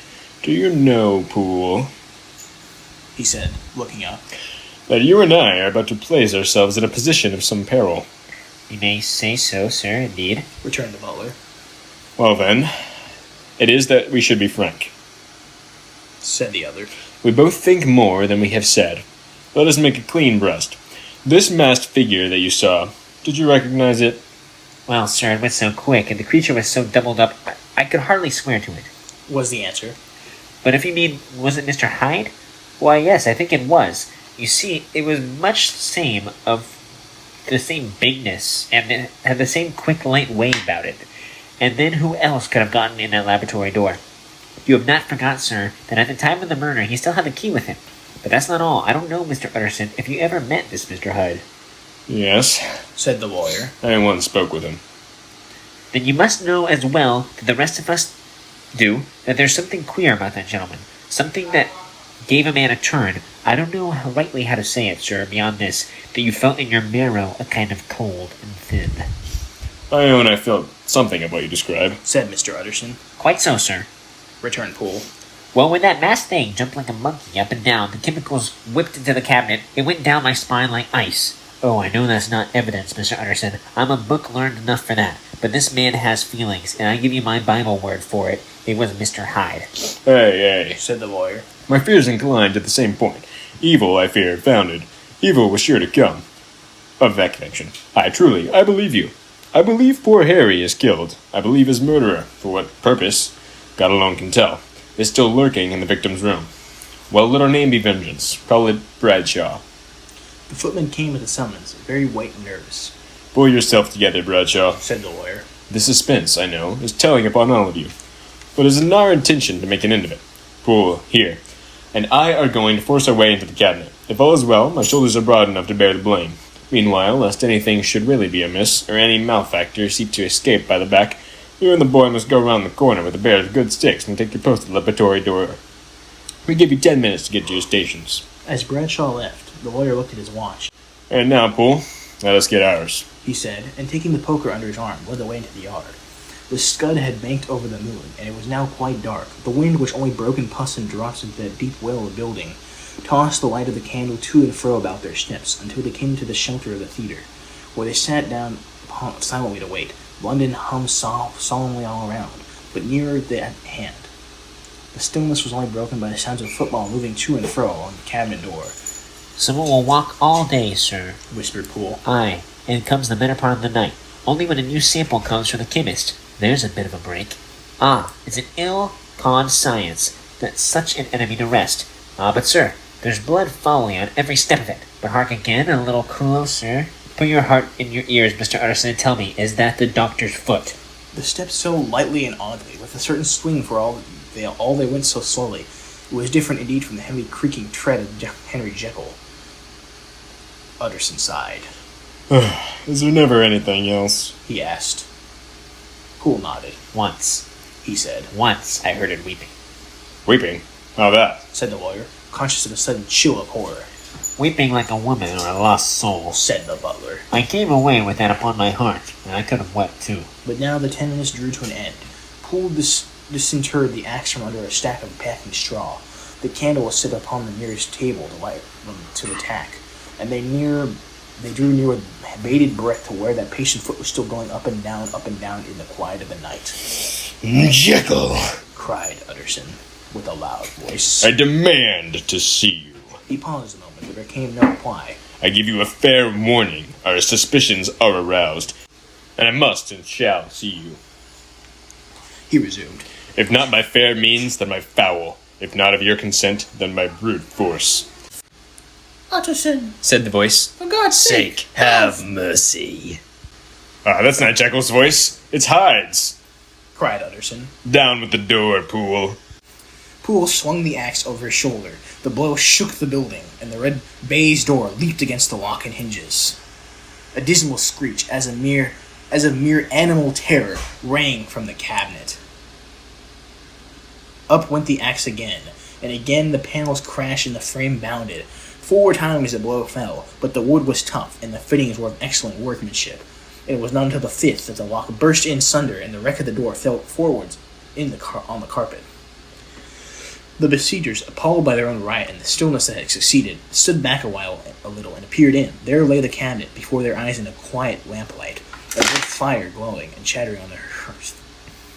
The kettle singing its thin strain, a drawer or two open, papers neatly set forth on the business table, and near the fire, the things laid out for tea. The quietest room, you would have said, and but for the glazed presses full of chemicals. The most commonplace that night in London. Right in the midst there lay the body of a man, sorely contorted and still twitching. They drew near on tiptoe, turned on its back, and beheld the face of Edward Hyde. He was dressed in clothes far too large for him, clothes of the doctor's bigness. The cords of his face still moved with the semblance of life, but life was quite gone. And by the crushed phial in his hand and the strong smell of kernels that hung upon the air, Utterson knew that he was looking on the body of a self-destroyer. We have come too late, He said sternly. whether to save or punish. Hyde has gone to his account, and it only remains for us to find the body of your master. The far greater proportion of the building was occupied by the theater, which filled almost the whole ground story, and was lighted from above, and by the cabinet which formed an upper story at one end and looked upon the court. The corridor joined the theater to the door on the by-street, and with this the cabinet communicated separately by a second flight of stairs. There were, besides a few dark closets, a spacious cellar. All these that they now thoroughly examined. Each closet needed but a glance, for all were empty, and all that by dust that fell from the doors had stood long unopened. The cellar indeed was filled with crazy lumber, mostly dating from the times of Surgeon, who was Jekyll's predecessor. But even as they opened the door, they were addresses of the uselessness of further search, by the fall of a perfect mat of cobweb which had for years sealed up the entrance. Nowhere was there any trace of Henry Jekyll, dead or alive. Poole stamped on the flags of the corridor. He must be buried here. He said, hearkening to the sound. Or he may have fled. Said Utterson, and he turned to examine the door in the by-street. It was locked, and lying near out by the rung on the flags, they found the key, already stained with rust. This does not look like use. Observed the lawyer. Use. Echoed Poole. Do you not see it, sir? It is broken, much as if a man had stamped on it. Aye, Continued Utterson. and the fractures, too, are rusty. The two men looked at each other with scarce. This is beyond me. Poole, Said the lawyer. let us go back to the cabinet. They mounted the stair in silence, and still with an occasional awestruck glance at the dead body, proceeded more thoroughly to examine the contents of the cabinet. At one table there were traces of chemical work, various measured heaps of some white salt being laid on glass saucers, as though for an experiment in which the unhappy man had been prevented. That is the same drug that I was always bringing him. Said Poole, and even as he spoke, the kettle with a startling noise boiled over. This brought them to the fireside, where the easy chair was drawn cozily up, and the tethering stood ready to the sitter's elbow. the very sugar in the cup. There were several books on a shelf, and one lay beside, with tea things open. And Utterson was amazed to find a copy of a pious work, for which Jekyll had several times expressed a great esteem, annotated in his own hand with startling blasphemies. Next, in the course of their review of the chamber, the searchers came to the cheval glass, into whose depths they looked with an involuntary horror. But it was so turned as to show them nothing but the rosy glow playing on the roof, the fire sparkling in 100 repetitions upon the glazed front of the presses, and their own pale and fearful countenances stooping to look in. The glass have seen some strange things, sir, Whispered Poole. And surely none stranger than itself. Echoed the lawyer, in the same tones. For what did Jekyll? He caught himself up the word with a start, and then conquering the weakness, What could Jekyll want with it? he said. You may say that. Said Poole. Next, they turned to the business table. On the desk amongst the neat array of papers, a large envelope was utmost, and it bore in the doctor's hand the name of Mr. Utterson. The lawyer unsealed it, and several enclosures fell to the floor. The first was a will, drawing the same eccentric terms as the one which he had returned 6 months before, to serve as a testimony in case of death, and as a deed of gift in case of disappearance. But in place of the name Edward Hyde, the lawyer, with indescribable amazement, read the name of Gabriel John Utterson. He looked at Poole, and then back at the paper, and last of all the dead malefactor stretched upon the carpet. My head goes round. He said, He has been all these days in possession. He had no cause to like me. He must have raged to see himself displaced, and he was not destroyed, this document. He caught up the next paper. It was a brief note in the doctor's hand and dated at the top. Oh, Poole! The lawyer cried. He was alive and here in this day. He cannot have been disposed of in so short a space. Why, he must still be alive. He must have fled. And then why fled? And how? And in that case, can we venture to declare this suicide?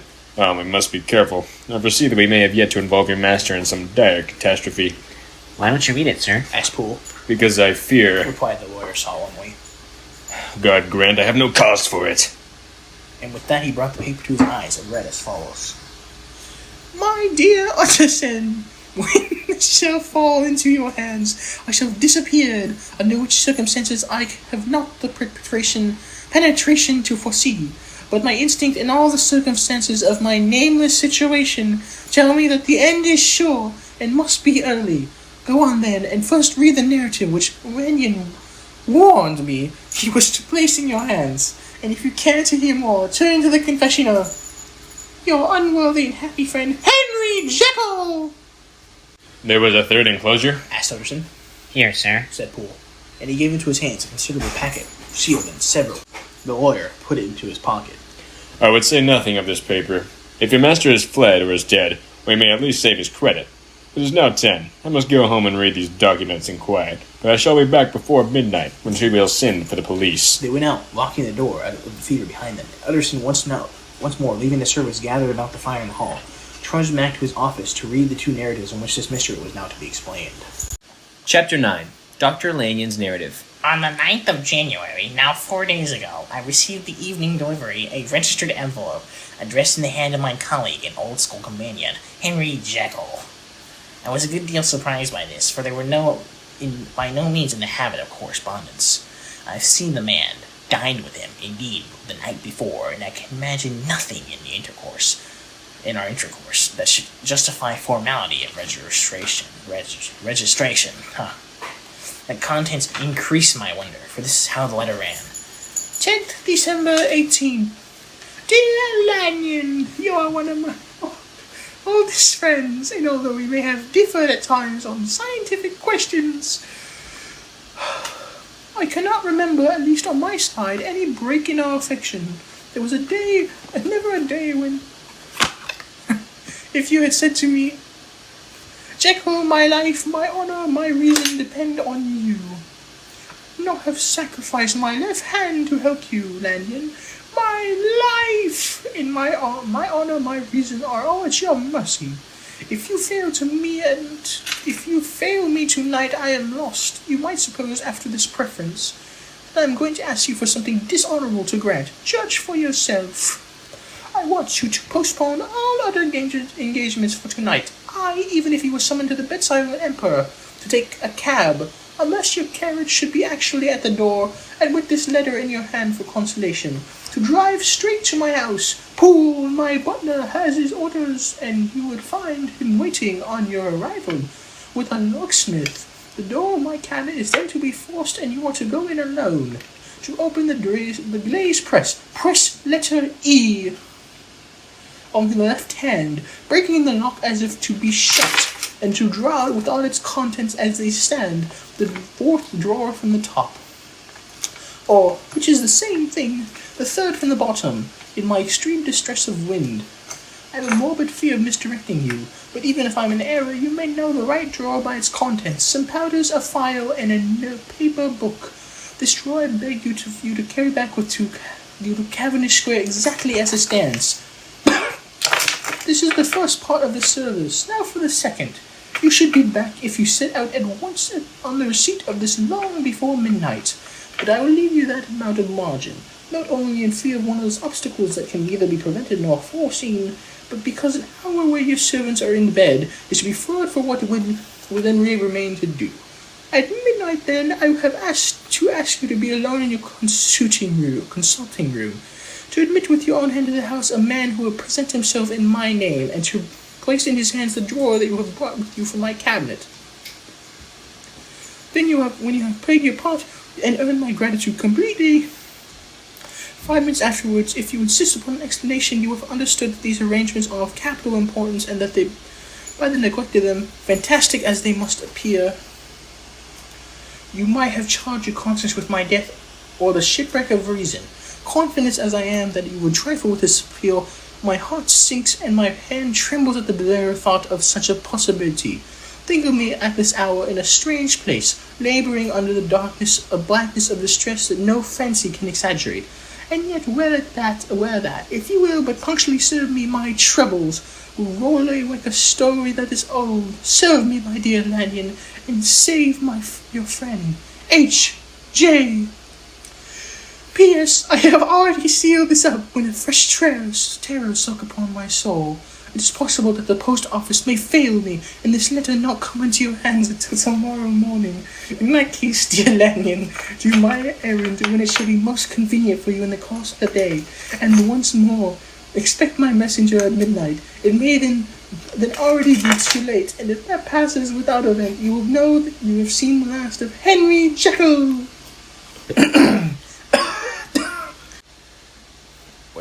Upon the reading of this letter, I made sure my colleague was insane, but still that I was proved beyond the possibility of doubt. I felt bound to do as he requested. The less I understood of this far ago, the less I was in position to judge of its importance, and an appeal so worded that it could not be set aside without a grave responsibility. I rose accordingly from table, got into a hansom, and drove straight to Jekyll's house. The butler was awaiting my arrival. He had received by the same post as mine a registered letter of instruction, and had sent them at once for a locksmith and carpenter.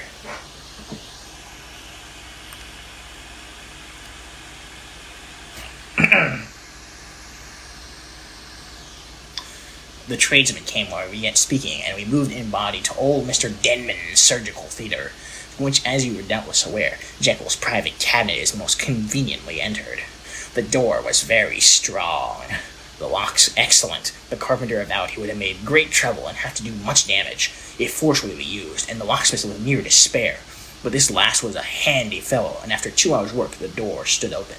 The press was marked E was unlocked, and I took out the drawer, had it filled up with straw and tied in a sheet, and returned with it to Cavendish Square. Here I proceeded to examine its contents. The powders were neatly enough made up, but not in the nicety of the dispensing chemist, so that it was made plain they were Jekyll's private manufacture. And when I opened one of the wrappers, I found what seemed to me a simple crystalline salt of white color. The phial, to which I had next turned my attention, which had been about half full of blood-red liquor, which was highly pungent to the sense of smell, and seemed to me to contain phosphorus and some volatile ether. As the other ingredients, I could make no guess. The book was an ordinary version book, and contained little but a series of dates. They covered a period of many years, but I observed that the entries ceased nearly a year ago, and quite abruptly.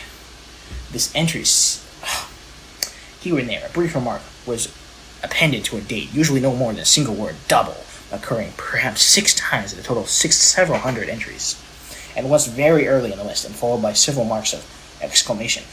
Total failure! All this, though, it whetted my curiosity, told me little that was definite. Here were files, some tincture, a paper of some salt, and the record of a series of experiments that had led, like too many of Jekyll's investigations, to no end of practical usefulness. How could the presence of these articles in my house affect even the honor, the sanity, or the life of my flighty colleague? If this messenger could go to one place, why would he not go to another? And even granting some impediment, why was this gentleman to be received by me in secret? The more I reflected, the more convinced I grew that I was dealing with a case of cerebral disease. And though I dismissed my servants to bed, I loaded an old revolver that I might be found in some posture of self-defense. 12 o'clock had scarcely run over London. Oh, ere the knocker sounded very gently on the door, I went myself at the summons, and found a small man crouching against the pillars of the portico. "Are you come from Dr. Jekyll?" I asked. He told me yes, by a constrained gesture, and when I had bidden him to enter, he did not obey me without a searching backward glance at the darkness of the square. There was a policeman not far off, advancing with his bullseyes open, and at the sight, I thought my visitor started, and made greater haste. These particulars struck me, I confess, disagreeably, and as I followed him to the bright light of the consulting room, I kept my hand ready on my weapon. Here at last I had a chance of clearly seeing him. I had never set eyes upon him before, so much was certain. He was small, as I ever have said. I was struck besides with a shocking impression of his face, with his remarkable combination of great muscular activity and great apparent debility of constitution, and last but not least, with the odd subjective disturbance caused by his neighborhood. This bore some resemblance to incipient rigor, and was accompanied by a marked sinking of the pulse. At the time, I sat down to his idiosyncratic, personal distaste, and merely wondered at the acuteness of the symptoms. But I have since had the reason to believe cause to lie much deeper in the nature of man, and to hear on some noble hints the principle of hatred. This person, who had thus from the first moment of his entrance struck me like I can only describe with disgustful curiosity, who was dressed in a fashion that would have made an ordinary person laughable. His clothes, that is to say, although they were of rich and sober fabric, were enormously too large for him in every measurement. The trousers hanging on his legs and rolled up to keep them from the ground, the waist of his coat below his haunches, and the collar sprawling wide upon his shoulders. Strange to relate, this ludicrous accoutrement was far from moving me to laughter. Rather, as there was something abnormal and misbegotten in the very essence of the creature that now faced me. Something seizing, something surprising and revolting. This fresh disparity seemed but to fit in with and to reinforce it, so that my interest in the man's nature and character, there was added a curiosity to his origin, his life, his fortune, and stains in the world. These observations, so they have taken so great a space to be set down in, were yet the work of a few seconds. My visitor, indeed, was fire with somber excitement. "Haven't you got it?" he cried. "Haven't you got it?" And so lively was his impatience that he even laid his hand upon my arm and sought to shake me. I put him back, his conscience at the touch of certain icy pain along my blood. "Come, sir," said I, "you forget that I have not yet pleasure of your acquaintance. Be seated, if you please." And I showed him an example, and sat down myself in my customary seat, with fair imitation of my ordinary manners of a patient, as lightless of the hour. The nature of my preoccupations and the horror of my visitor would suffer me to muster. "I beg your pardon, Dr. Lanyon," he replied, civilly enough. "What you say is very well founded, and my impatience has shown its heels to my politeness. I come here at the instance of your colleague, Dr. Henry Jekyll, on a piece of business from some moment, and I understood." He paused and put his hand to his throat, and I could see, in spite of his collected manner, that was wrestling under the approaches of hysteria. "I understood it at all." But here I took pity on my visitor's suspense, and perhaps on my own growing curiosity. "There it is, sir," said I, pointing to the door, where it lay. on the floor behind a table and still covered with the sheet. He sprang to it and then paused and laid his hand upon his heart. I could hear his teeth grate with convulsive action of his jaws, and his face was so ghastly to see that I grew alarmed for both his life and reason. "Compose yourself," said I. He turned a dreadful smile to me, and as if with the decision of despair, plucked away at the sheet. At sight of the contents, he uttered one loud sob of such immense relief that I sat petrified. And the next moment, in a voice that was already fairly well under control, "Have you a graduated class?" he asked. I rose from my place with something of an effort and gave him what he asked. He thanked me with a smiling nod, measured out a few minimums of the red tincture, and added one of the powders. The mixture, which was at first a reddish hue, began in proportion as the crystals melted to brighten its color and effervesce audibly, and to throw off a small fume of vapor. Suddenly, at the same moment, the ebullition ceased, and the compound changed to a dark purple, which faded away more slowly to a watery green. My visitor, who had watched these metamorphoses with a keen smile, set down the glass upon the table, and then turned and looked at me with air sweet. "And now, Said he, to settle what remains, will you be wise? Will you be guided? Will you suffer me to take this glass in my hand and to go forth from your house without further parley, or has the greed of curiosity too much commanded of you? Think before you answer, for it shall be done as you decide. As you decide, you shall be left as you were before, and neither richer nor wiser, unless the sins of service rendered to a man in mortal distress may be counted as a kind of riches of the soul. Or if you shall prefer to choose a new province of knowledge, new avenues to fame and power shall be laid upon you here in this room upon this instant, and your sight shall be blasted by a prodigy, the stagger and relief of Satan." "Sir," said I, affecting a coolness that I was far from truly possessing, "you speak enigmas, and you will perhaps not wonder what I hear you with no very strong impression of belief, and I have gone too far away in the inexplicable services to pause before I see the end." "It is well," replied my visitor. "Lanyon, you remember your vows. What follows is under the seal of our profession. And now, you who have so long been bound to the most narrow and material views, you who have denied the virtue of transcendental medicine, you who have derided your superiors, behold." He put the glass to his lips and drank at one gulp. A cry followed. He reeled, staggered, clutched at the table, and held on, staring with injected eyes, gasping with open mouth. And as the look there came, I thought a change. He seemed to swell. His face became suddenly black, and the features seemed to melt and alter. And the next moment I had sprung to my feet and leaped back against the wall, my arm raised to shield me from that prodigy, my mind submerged in terror. "Oh God!" I screamed, and "Oh God!" again, for there before my eyes, pale and shaken, half fainting, and groping before him with his hands, like a man restored from death, there stood Henry Jekyll. What he told me in the next hour I cannot bring my mind to set on paper. I saw what I saw, I heard what I heard, and my soul sickened at it, and yet now when that sight has faded from my eyes, I ask myself if I believe it, and I cannot answer. My life is shaken to its root. Sleep has left me. The deadliest horror sits by me, and all nights of day and night I feel that my days are numbered. And I must die, and yet I shall die incredulous. As for the mortal ineptitude that man unveiled to me, even with the eyes of penitence, I cannot even in memory dwell on it without a start of horror. I will say but one thing, Utterson, and if that you can bring your mind to it, to credit it, it will be more than enough. The creature who swept in my house that night was on Jekyll's own confession, known by the name of Hyde, and touted for in every corner of the land as a murder crew. Hasty, Lanyon. Chapter 10. Henry Jekyll's full statement of the case.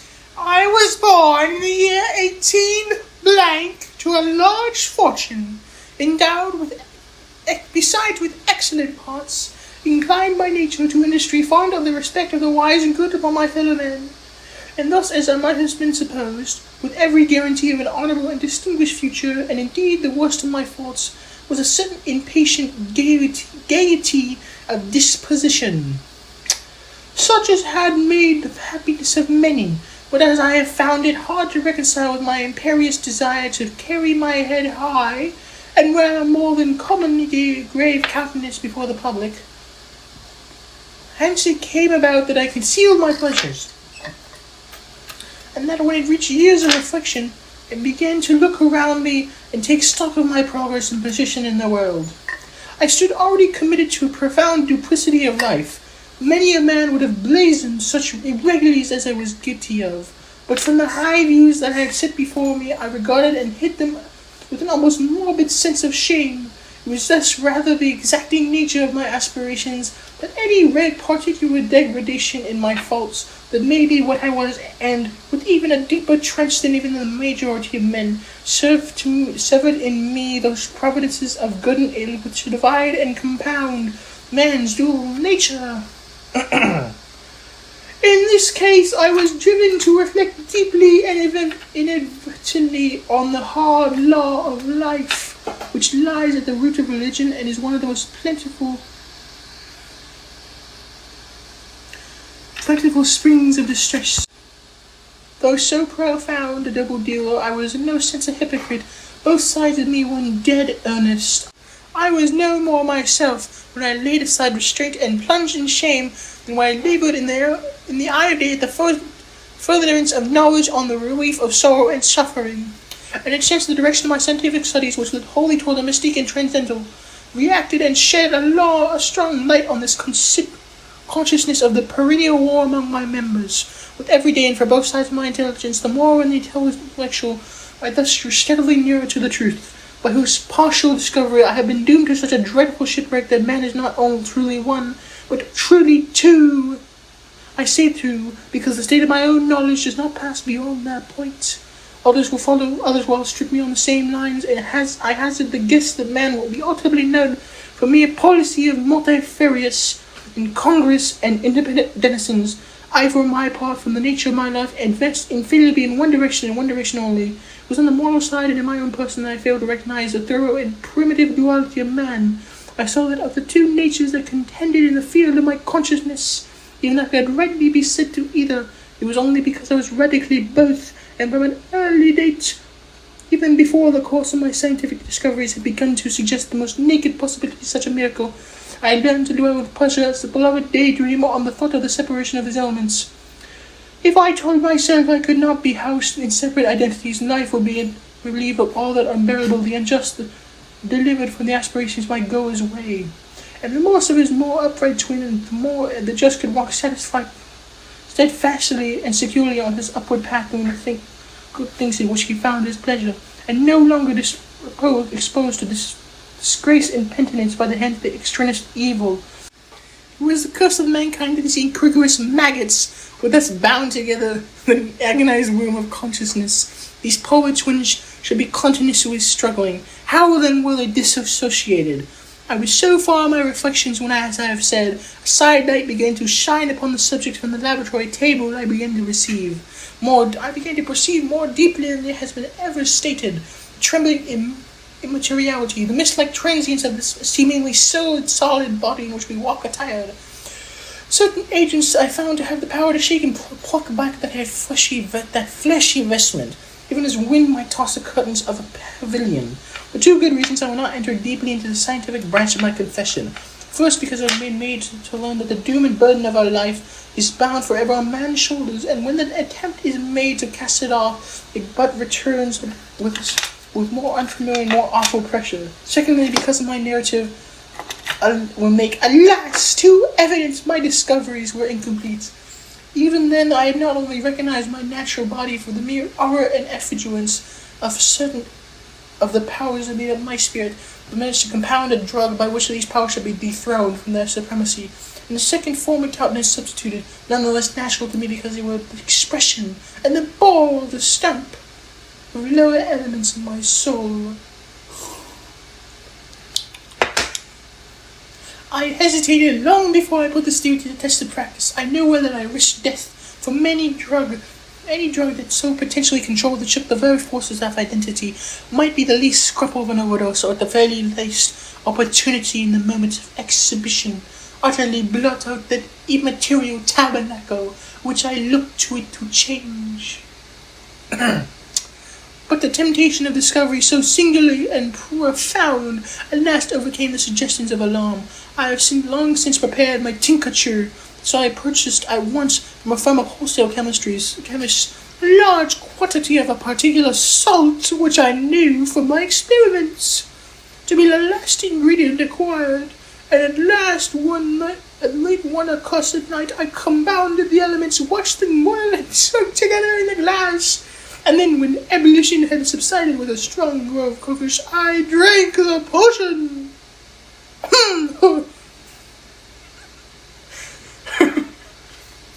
The most racking pain succeeded, a grinding in the bones, deadly nausea, and a horror of the spirit that cannot be exceeded at the hour of birth or death. Then these agonies began swiftly to subside, and I came to myself as out of great sickness.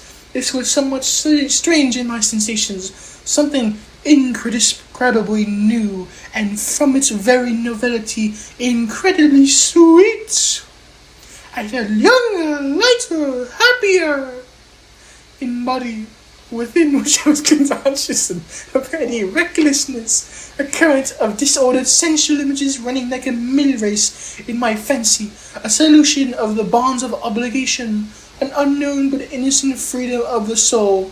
I knew myself at the first breath of this new life to be more wicked, tenfold more wicked, sold a slave to my original evil, and the thought in that moment braced and delighted me like wine. Yum! I stretched out my hands, exulting in the freshness of these sensations, and in the act I was suddenly aware that I had lost in stature. There was no mirror at that date in my room. That which stands beside me as I write was brought here later on for the very purpose of these transformations. The night, however, was far gone into the morning. The morning, black as it was nearly light, ripe for the conception of the day. The inmates of my house were locked in the most rigorous hours of slumber, and I determined, flushed as I was with hope and triumph, to venture in my new shape as far as to my bedroom. I crossed the yard where, with the constellations looked upon me, I could have thought with wonder the first creature that sort in their unsleeping vigilance had yet disclosed to them. I stole through the corridors, a stranger in my own house, and coming to my room I saw for the first appearance of Edward Hyde. I must here speak my theory alone, and say not that of which I know, that which I suppose be most profitable or probable. The evil side of my nature, to which I had now transferred the stamping efficacy, was less robust and developed than the good which I had just deposed. Again, in the course of my life, which had been now, after all, 9/10 a life of effort, virtue, and control, it had been much less exercised and much less exhausted, and hence, as I think, it came about that Edward Hyde was much smaller, slighter, and younger than Henry Jekyll. Even as good shine upon the countenances of one, evil was written broadly and plainly upon the face of the other. Evil, besides, which I must believe to be the lethal side of man, had left on the body an imprint of deformity and decay. And yet, when I looked upon the ugly idol in the glass, I was conscious of no repugnance, rather a leap of welcome. This too was myself. It seemed natural and human. In my eyes it bore a livelier image of the spirit. It seemed more expressive and single than the imperfect and divided countenance I had been hitherto to call accustomed to mine. In so far I was doubtless right. I have observed that when I wore the scabbard of Edward Hyde, none could come near to me at first without a visible misgiving of the flesh. This, as I take it, was because all human beings as we met them are commingled out of good and evil, and Edward Hyde alone in the ranks of mankind was pure evil. I lingered but a moment at the mirror. The second and conclusive experiment had yet to be attempted. It yet remained to be seen if I lost my identity beyond redemption and must flee before daylight from a house that was no longer mine. And hurrying back to the cabinet, I once more prepared and drank the cup, once more suffered the pangs of dissolution, and came to myself once more with the character, the stature, and face of Henry Jekyll. That night I'd come to the fatal crossroads. Had I approached my discovery in a more noble spirit, I had risked the experiment while under the empire of generous or pious aspirations. All must have been otherwise, and from the agonies of death and birth I have come forth instead an angel, unlike a fiend. The drug had no discriminating action. It was neither diabolical nor divine, but it shook the doors of the prison house of my disposition, and like the cactus of Philippi, that which stood within ran forth at the time my virtue slumbered. My evil were kept awake by ambition. My alert was alert and swift to seize the occasion, and the thing that was protected by Edward Hyde. Hence, although I know now that two characters as well as two appearances, one was wholly evil and the other was still Henry Jekyll, that incongruous compound of whose reformation and improvement I had already learned to despair. The movement was thus wholly toward the worse. Even at that time I had not conquered my aversion to the dryness of life study. I would still be merrily disposed at times, and as my pleasures were, to say the least, undignified, and I was not only well known and highly considered, but growing toward the elderly man,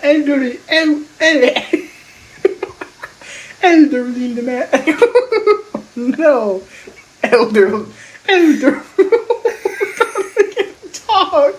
elderly man. This incongruency of my life was vainly growing more and more unwelcome.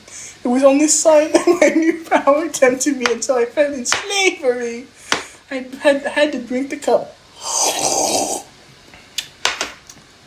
To doff at once the body of the noted professor, and to assume like a thick coat that of Edward Hyde. I smiled at the notion. It seemed to me at the time to be humorous. I made my preparation with the most studious care. I took and furnished that house in Soho, to which Hyde was tracked by the police, and engaged as a housekeeper as a creature who I knew to be silent and unscrupulous. On the other side, I announced to my servants that Mr. Hyde, who I described, was to have full liberty and power about my house in the square, and to parry my mishaps. I then called and made myself a familiar object and my second character. I next drew up that to which you will so much objected, so that if anything befell me in the person of Dr. Jekyll, I could enter on that of Edward Hyde without pecuniary loss, and thus fortified as I suppose on every side, I began to profit by the strange immunities of my position. Men have therefore hired bravos to transact their crimes with their own person and reputation. I'm sat under shelter. Was the first that ever did so for his pleasures. I was the first that ever could thus plod in the public eye with a load of genial respectability. In a moment, like a schoolboy, strip off these lendings and spring headlong into the sea of liberty. But for me and my impenetrable mental, the safety was complete. Think of it, I do not even exist. Let me but escape into my laboratory door. Give me but a second or two to mix and swallow the draught that is always standing ready. And whether he had done, Edward Hyde would pass away like the strain of breath upon a mirror, and there in his stand, coming quietly at home, trimming the midnight lamp in his study, the man who could afford to laugh at suspicion would be Henry Jekyll!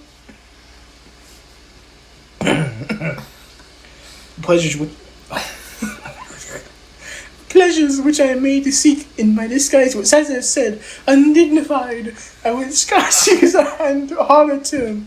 But in the hands of Henry Jekyll, I soon began to turn towards the monks.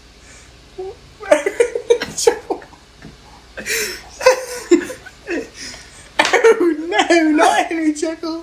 Edward Hyde. They soon began to turn towards the monstrous. When I would come back from these excursions, I was often plunged into a kind of wonder at my own precarious depravity. The familiar that I called out my own soul and sent forth alone to do his good pleasure was so inherently malign and villainous, his every act and thought being centered on himself, drinking pleasure with bestial avidity from any degree of torture to another, relentless like a man of stone. Henry Jekyll stood at times aghast before the acts of Edward Hyde.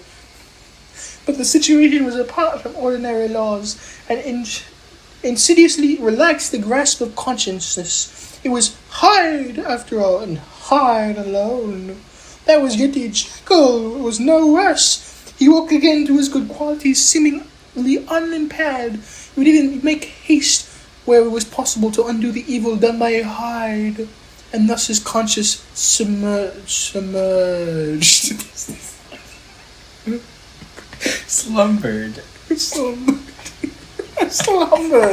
Slumbered into the details of the infamy at which I thus connived. For now I can scotch correct that I committed it. I have no design of entering. I mean but to point out the warnings and the successive steps with which my chastisement approached. I met with one accident by which it brought on no consequence. I shall no more than mention an act of cruelty to a child aroused against me, anger of a passerby, but whom I recognized the other day in the person of a kinsman. The doctor and the child's family joined him. There were moments when I feared for my life, and at last, in order to pacify their too just resentment, Edward Hyde had to bring them to the door and pay them in a cheque drawn in the name of Henry Jekyll. But this danger was easily eliminated from the future by opening another account at a bank in the same name of Edward Hyde himself, and when by sloping my own hand backward I had supplied my double with that signature, I thought I sat beyond the reach of fate. Some 2 months before the murder of Sir Danvers, I had been out for one of my adventures, had returned at a late hour, and woke up the next day in bed with some odd sensations. It was in vain I looked about me. In vain I saw the decent furniture in tall proportions of my room in the square. In vain that I recognized the pattern of the bed curtains and the design of the mahogany frame. Something still kept insisting that I was not where I was. That I had not wakened where I seemed to be, but in the little room in Soho where I was accustomed to sleep in my body at Edward Hyde. I smiled to myself, and in my psychological way began lazily to inquire into the elements of this illusion, occasionally, even as I did so, dropping back in a comfortable morning doze. I was still so engaged when in one of my more wakeful moments, my eyes fell upon my hand, now the hand of Henry Jekyll, as you have often remarked, was professional in shape and size, was large, firm, white, and comely. But the hand which I now saw clear enough in the yellow light of mid-London morning, lying half shut on the bedclothes, was lean, corded, knuckly, of a dusky pallor, and thick shaded with a swart growth of hair. It was the hand of Edward Hyde. I must have stared upon it for near half a minute, sunk as I was in the stupidity of the wonder, before terror woke up in my breast, as sudden and startling as the crash of cymbals. And bounding from my bed, I rushed to the mirror. At the sight that I met my eyes, my blood was changed to something exquisitely thin and icy. Yes, I had gone to bed Henry Jekyll. I had awakened Edward Hyde. How was this meant to be explained, I asked myself. And then with another bound of terror, how was it to be remedied? It was on the morning. Well into the morning, the servants were up. All my drugs were in the cabinet. A long journey down 2 pairs of stairs, through the back passage, across the open court, and through the anatomical theatre, where I was then standing, horror-struck. It might indeed be impossible to cover my face, but what use was that when I was unable to conceal the alteration in my structure? And then, with the overpowering sweetness of relief, it came back upon my mind that the servant were already used to the coming and going of my second self. I had soon dressed as well as I was able, in clothes of my own size, and had soon passed through the house, where Bradshaw stared and drew back at seeing Mr. Hyde at such an hour, in such a strange array. And then 10 minutes later, Dr. Jekyll had returned to his own shape, and was sitting down, with a darkened brow, to make feint of breakfasting. Small indeed was my appetite. The inexplicable incident, the reversal of my previous experiment, seemed like the Babylonian finger upon the wall, to be spelling out letters of my judgment, and I began to reflect more seriously than ever on the issues and possibilities of my double existence. That part of me which had the power to project had lately become much exercised and nourished. It had seemed to me as late though the body of Edward Hyde had grown in stature as the one I wore that form. I was conscious of a more generous tide of blood, and I began to spy a danger that, if this were much more prolonged, the balance of my nature might be permanently overthrown, the power of voluntary chess be forfeited, and the character of Edward Hyde become irrevocably mine. The power of the drug had not been always equally displayed. Once very early in my career, it had totally failed me. Since then, I had been obliged on more than one occasion to double, and once with infinite risk of death, to treble the amount. What? Treble? Triple. Triple the amount. And these were so rare uncertainties had cast hither the sole shadow of my contentment. Now, however, in the light of the morning's accident, I was led to remark that whereas in the beginning the difficulty had begun to throw the body of Jekyll, it had late gradually but decidedly transferred itself to the other side. All things therefore seemed to point to this, that I was slowly losing control of my original and better self, and becoming slowly incorporated with my second and worse. Between these two, I now felt I had to choose. My natures had memory in common, but all other faculties were most unequally shared between them. Jekyll, who was now composite, now with the most sensitive apprehensions, now with a gritty gusto, projected and shared in the pleasures and adventures of Hyde. But Hyde was indifferent to Jekyll. All but remembered him as the mountain bandit remembers the cavern in which he conceals himself from pursuit. Jekyll had more than a father's interest. Hyde had more than a son's indifference. So cast him out. Why not would Jekyll was to die to those appetites which I long secretly indulged and had hate that late began to pamper? To cast it in was Hyde was to die in 1,000 interests and aspirations, and become to a blow forever and ever despised and friendless. The bargain might appear unequal, but there was still another consideration in the scales. While Jekyll would suffer smartly in the fires of abstinence, Hyde would not even conscious of all that he had lost. Strange as my circumstances were, the terms of this debate are as old as commonplace as man, but is the same in documents and alarms cast a die for any tempted and trembling sinner. It fell out with me, as it falls with so vast a majority of my fellows, that I chose the better part was found, wanting the strength to keep it.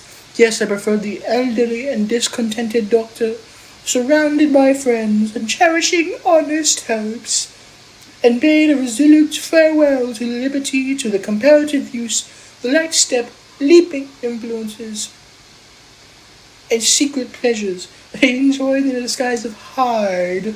I made this choice perhaps with some unconscious reservation, for I neither gave up the house in Soho nor destroyed the clothes of Edward Hyde, which still lay ready in my cabinet for 2 months. However, I was true to my determination. For 2 months I led a life of such severity as I never had before, and enjoyed the compensations of an approving consciousness. But time began at last to obliterate the freshness of my alarm. The praises of consciousness began to throw a thing a course. I began to be tortured with throes and longings as of Hyde struggling after freedom. And at last, in an hour of moral weakness, I once again compounded and swallowed the transforming draught. I do not suppose that when a drunkard reasons with himself upon his vice, he's once out of 500 times affected by the dangers that he runs through his brutish physical insensibility. Neither had I, long as I considered my position, made enough allowance for the complete moral insensibility and insensate readiness to evil which was the reading characters of Edward Hyde. Yes, yet it was by these that I was being punished. My devil had not been caged. He came out roaring. I was conscious, even when I took the draught, of a more unbridled, a more furious propensity to ill. It must have been this, I suppose, that stirred in my soul the tempest of impatience with which I listened to the civilities of an unhappy victim. I declare, at least before God, no man morally sane could have been guilty of that crime upon so pitiful a provocation, and that I struck in no more reasonable spirit in which a sick child may break a plaything, but I voluntarily stripped myself of those balancing instincts. by which even the worst of us continues to walk with some degree of steadiness upon conditions. And in my case, to be tempted, however slightly, was to fall. Instantly the spirit of hell woke in me and raged. A transport of glee. I mauled the unresisting body, tasting delight from every blow, and it was not till weariness that I began to succeed. Oh, then I was suddenly in the top of my delirium, suddenly struck through the heart like cold shrill terror. A mist dispersed, I saw my life to be forfeit, and fled from the scene of these excesses, and once glorifying and trembling, my lust of evil gratified and simulated, my love of life screwed to the topmost peg. I ran to the house in Soho and to make assurance doubly sure, destroyed my papers. Therefore, thence I set out through the lamplit streets in the same divided ecstasy of mind, gloating on my crime, light-headedly devising others in the future, and yet still hastening and still hearkening in my wake for the steps of the avenger. Hyde had song upon his lips as he compounded the draught, and as he sang it pledged the dead man. The pangs of transformation had not done tearing him. Before Henry Jekyll, with streaming tears of gratitude and remorse, had fallen upon his knees and lifted in his clasped hands to God. The veil of self-indulgence was rent from hand to foot. I saw my life as a whole. I followed it up from the days of childhood when I walked my father's hand, and through the self-denying toils of my professional life, arrive again and again with the same sense of unreality, and at the damn horrors of the evening, I could have screamed aloud. I sought with tears and prayers to smother down the crowd of hideous images and sounds upon which the memory swarmed against me. And still, between the petitions, the ugly face of my iniquity stared into my soul. As the acuteness of this remorse began to die away, it was succeeded by a sense of joy. You're losing your voice. Okay. The problem of conduct was solved. I can't do it anymore. I was henceforth impossible. Whether I would or not, I was now confined to the better part of my existence. And oh, how I rejoice to think of that, with what unwilling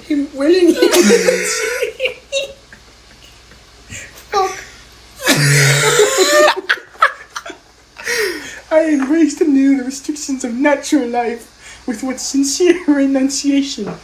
I locked the door by which I'd gone so good.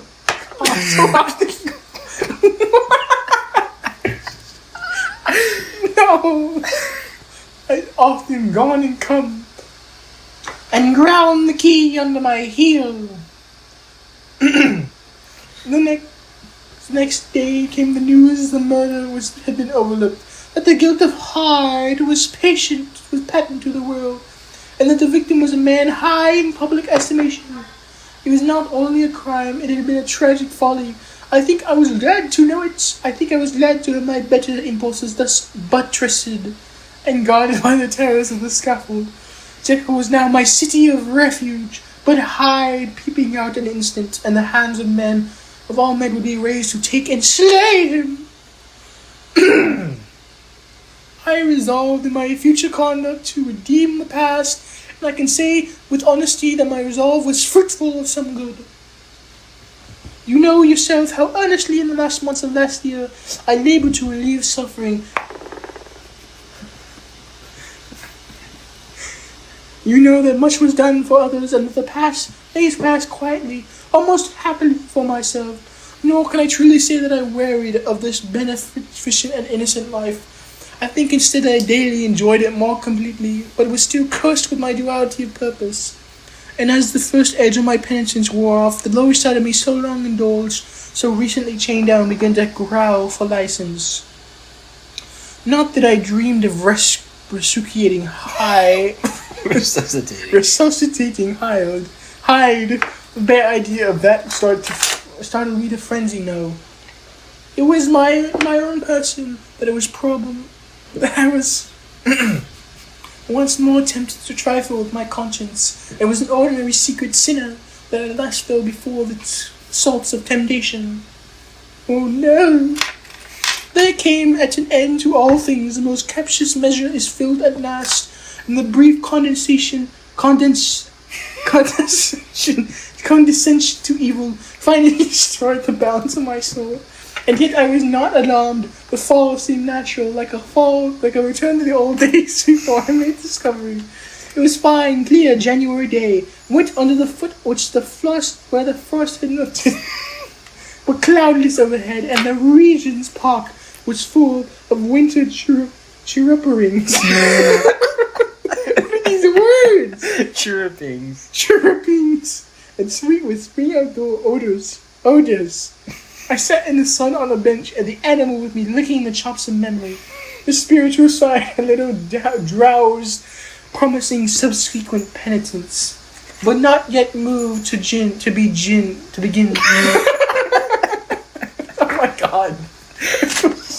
After all, I reflected I was like my neighbors, and then I smiled, comparing myself with other men.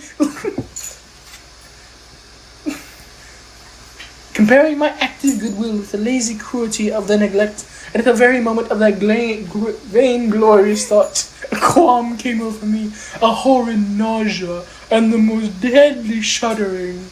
These passed away and left me faint, and then as its turn to the faintness subsided, I began to be aware of a change in my tempo of thoughts, a greater boldness, a contempt of danger, a solution of the bonds of obligation. I looked down, my clothes hung formlessly on my shrunken limbs.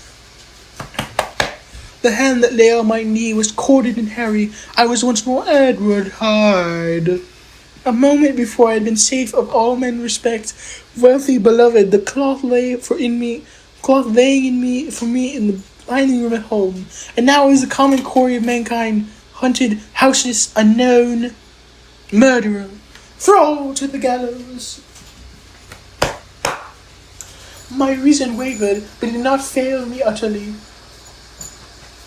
I have more than once observed in my second character, my faculties seemed sharpened to a point, and my spirits more tensely elastic. Thus it came about that, where Jekyll perhaps might have succumbed, I rose to the importance of the moment. My drugs were at once one of the presses of my cabinet. How was I to reach them? That was the problem that, crushing my temples in my hands, I set myself to solve. The laboratory door I had closed. I sought to enter by the house. My own servants would consign me to the gallows. I saw I must employ another hand, and thought of Lanyon. How was he to be reached? How persuaded? Supposing that I captured in the street. How was it to make my way into his presence? And how should I, an unknown and displeasing visitor, prevail on the famous physician who rifled that study of his colleague, Dr. Jekyll? Then I remembered that of my own original character. One part remained to me. I could write my own hand, and once I conceived that kindling spark, the way that I must now follow became lighted up from the end. Therefore, I arranged my clothes as best I could, and summoned a passing hansom, drove to a hotel in Portland Street, the name of which I chanced to remember. At my appearance, which was indeed comical enough, at ever tragic a fate these garments covered,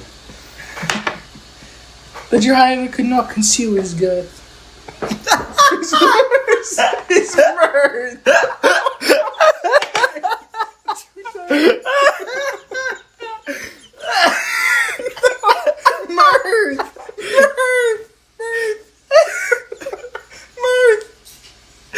I gnashed my teeth upon him. The driver could not conceal his girth. I gnashed my teeth upon him with a gust of devilish fury. Okay, hold on, let me try that again. The driver could not conceal his mirth. I gnashed my teeth upon him with a gust of devilish fury, and the smile withered from his face.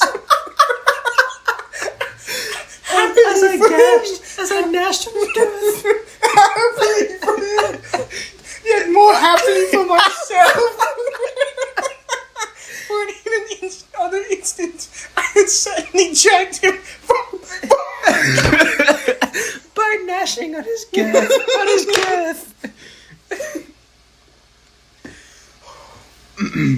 Sorry. Yet more happily for myself, for an other instant, I had suddenly dragged him from his perch. And as I entered, I looked about me with so black a countenance as to make the attendants tremble. Not a look did they exchange in my presence. But obsequiously took my orders, led me to a private room, and brought me wherewithal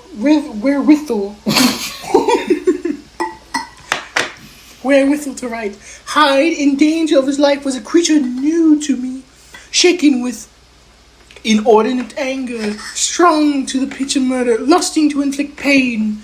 Yet the creature was astute, mastered his fury with a great effort of the will, composed of 2 important letters, one to Lanyon and one to Poole, and that he might receive actual evidence of their being posted, set them out with directions that they should be registered.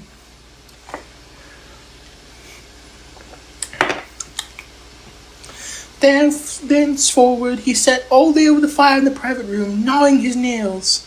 There he dined, sitting alone with his fears, the waiter visibly whirling before his eye, and thence when the white night was fully come, he set forth in the corner of a closed cab, and was driven to and fro about the streets of the city. He, I say, I cannot say, I, the child of hell, had nothing human, nothing lived in him but fear and hatred, and when at last thinking the driver had begun to grow suspicious, he discharged the cab and ventured on foot, attired in his misfitting clothes, an object marked out for observation. Into the midst of the nocturnal passengers, the 2 base passions raged within him like a tempest. He walked forward fast, haunted by his fears, chattering to himself, skulking through the less frequented thoroughfares, counting the minutes that still divided him from midnight. Once one woman spoke to him, offering, I think, a box of lights. He smote her in the face, and she fled. When I came to myself at Lanyon's, the horror of my old friend perhaps affected me somewhat. I do not know, it was at least but a drop in the sea to the abhorrence with which I look back upon these hours. A change had come over me. It was no longer the fear of the gallows, it was the horror of being Hyde that racked me. I received Lanyon condemnation partly in a dream. It was partly in a dream that I came home to my own house and got into bed. I slept after the prostration of the day with a stingent and profound slumber which not even the nightmares that wrung me could have availed to break. I awoke in the morning, shaken, weakened, but refreshed. I still hated and feared the thought of the brute that slept within me, and had not, of course, forgotten the appalling dangers of the day before, but I was once more at home, in my own house, and close to my drugs. The gratitude of my escape shone so strong on my soul that it almost rivaled the brightness of hope. I was stepping leisurely across the court after breakfast, drinking the chill of the air with pleasure, when I was seized again with those indescribable sensations that heralded the change, and put the time to gain the shelter of my cabinet, before I was once again raging and freezing with the passions of Hyde. It took on the occasion a double dose to recall me to myself, and last 6 hours later, as I sat looking sadly in the fire, the pains returned, and the drug had to be re-administered. In short, from that day forth, it seemed only a great effort of gymnastics, and only of the immediate simulation of that drug, that I was able to wear the countenance of Jekyll. At all hours of the day and night, I would be taken with a premonitory shudder above all. If I slept or even dozed for a moment on my chair, it was always high that I awakened on the strain of this continually impending doom, and by the sleepiness to which I now condemned myself, I, even beyond what I thought possible to man, I became in my own person a creature eaten up and emptied by fever, languidly weak both in body and mind, and solely occupied by one thought, the horror of my other self. Ooh! But when I slept or when the virtue of the medicine wore off, I would leap almost with transition, for the pains of transformation grow daily less marked, into the process of fancy brimming with images of terror and boiling with costless hatreds. In a body that seemed not strong enough to contain the raging energies of life. The powers of Hyde seemed to have grown with the sickness of Jekyll. And certainly the hate they now divided them was equal on each side. With Jekyll, it was a thing of vital instinct. He had now seen the deformity of that creature that shared with him some of the phenomena of consciousness and was co-heir with him to death. And beyond those links of community, which in themselves made the most poignant part of his distress, he thought of Hyde for all his energy of life. As for something not only hellish but inorganic, this was a shocking thing, but the slime of the pit seemed to utter cries and voices, that the amorphous dust gesticulated and sinned, that what was dead and had no shape should usurp the voices of offices of life. And this again, with that insurgent whole, was knit to him closer than a wife, closer than an eye, lay caged in his flesh. At every hour of weakness and in the confidence of slumber, prevailed against him and deposed him out of life. The hatred of Hyde for Jekyll was a different order.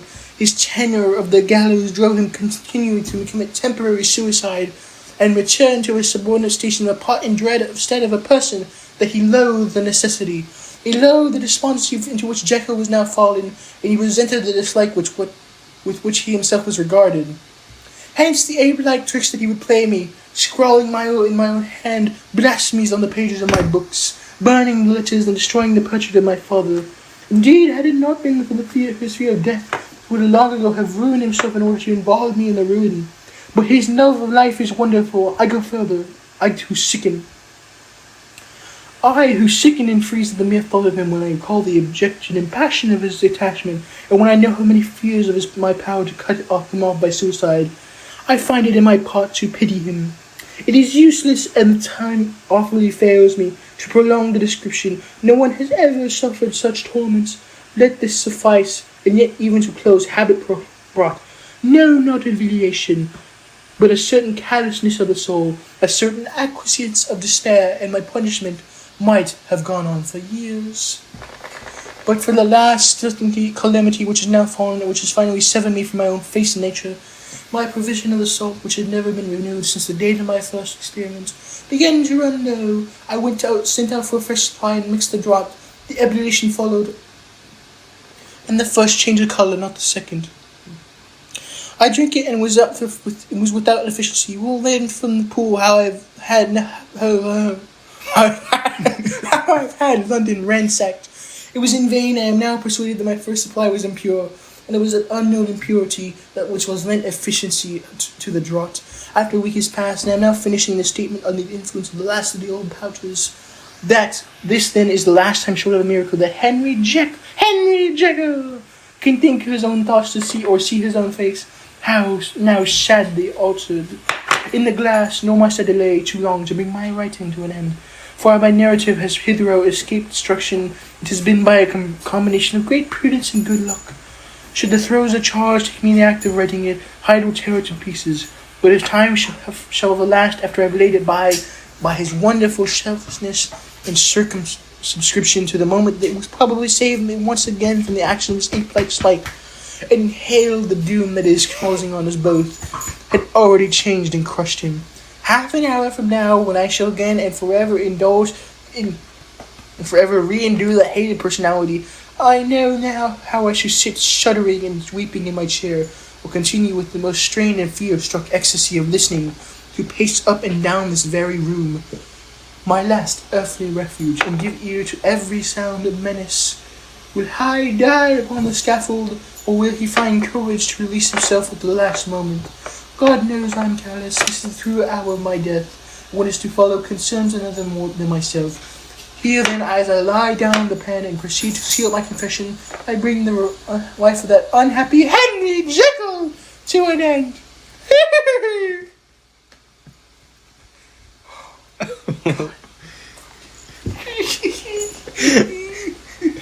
Are you okay? Oh my God. Jeez. Why are you still... What are you doing?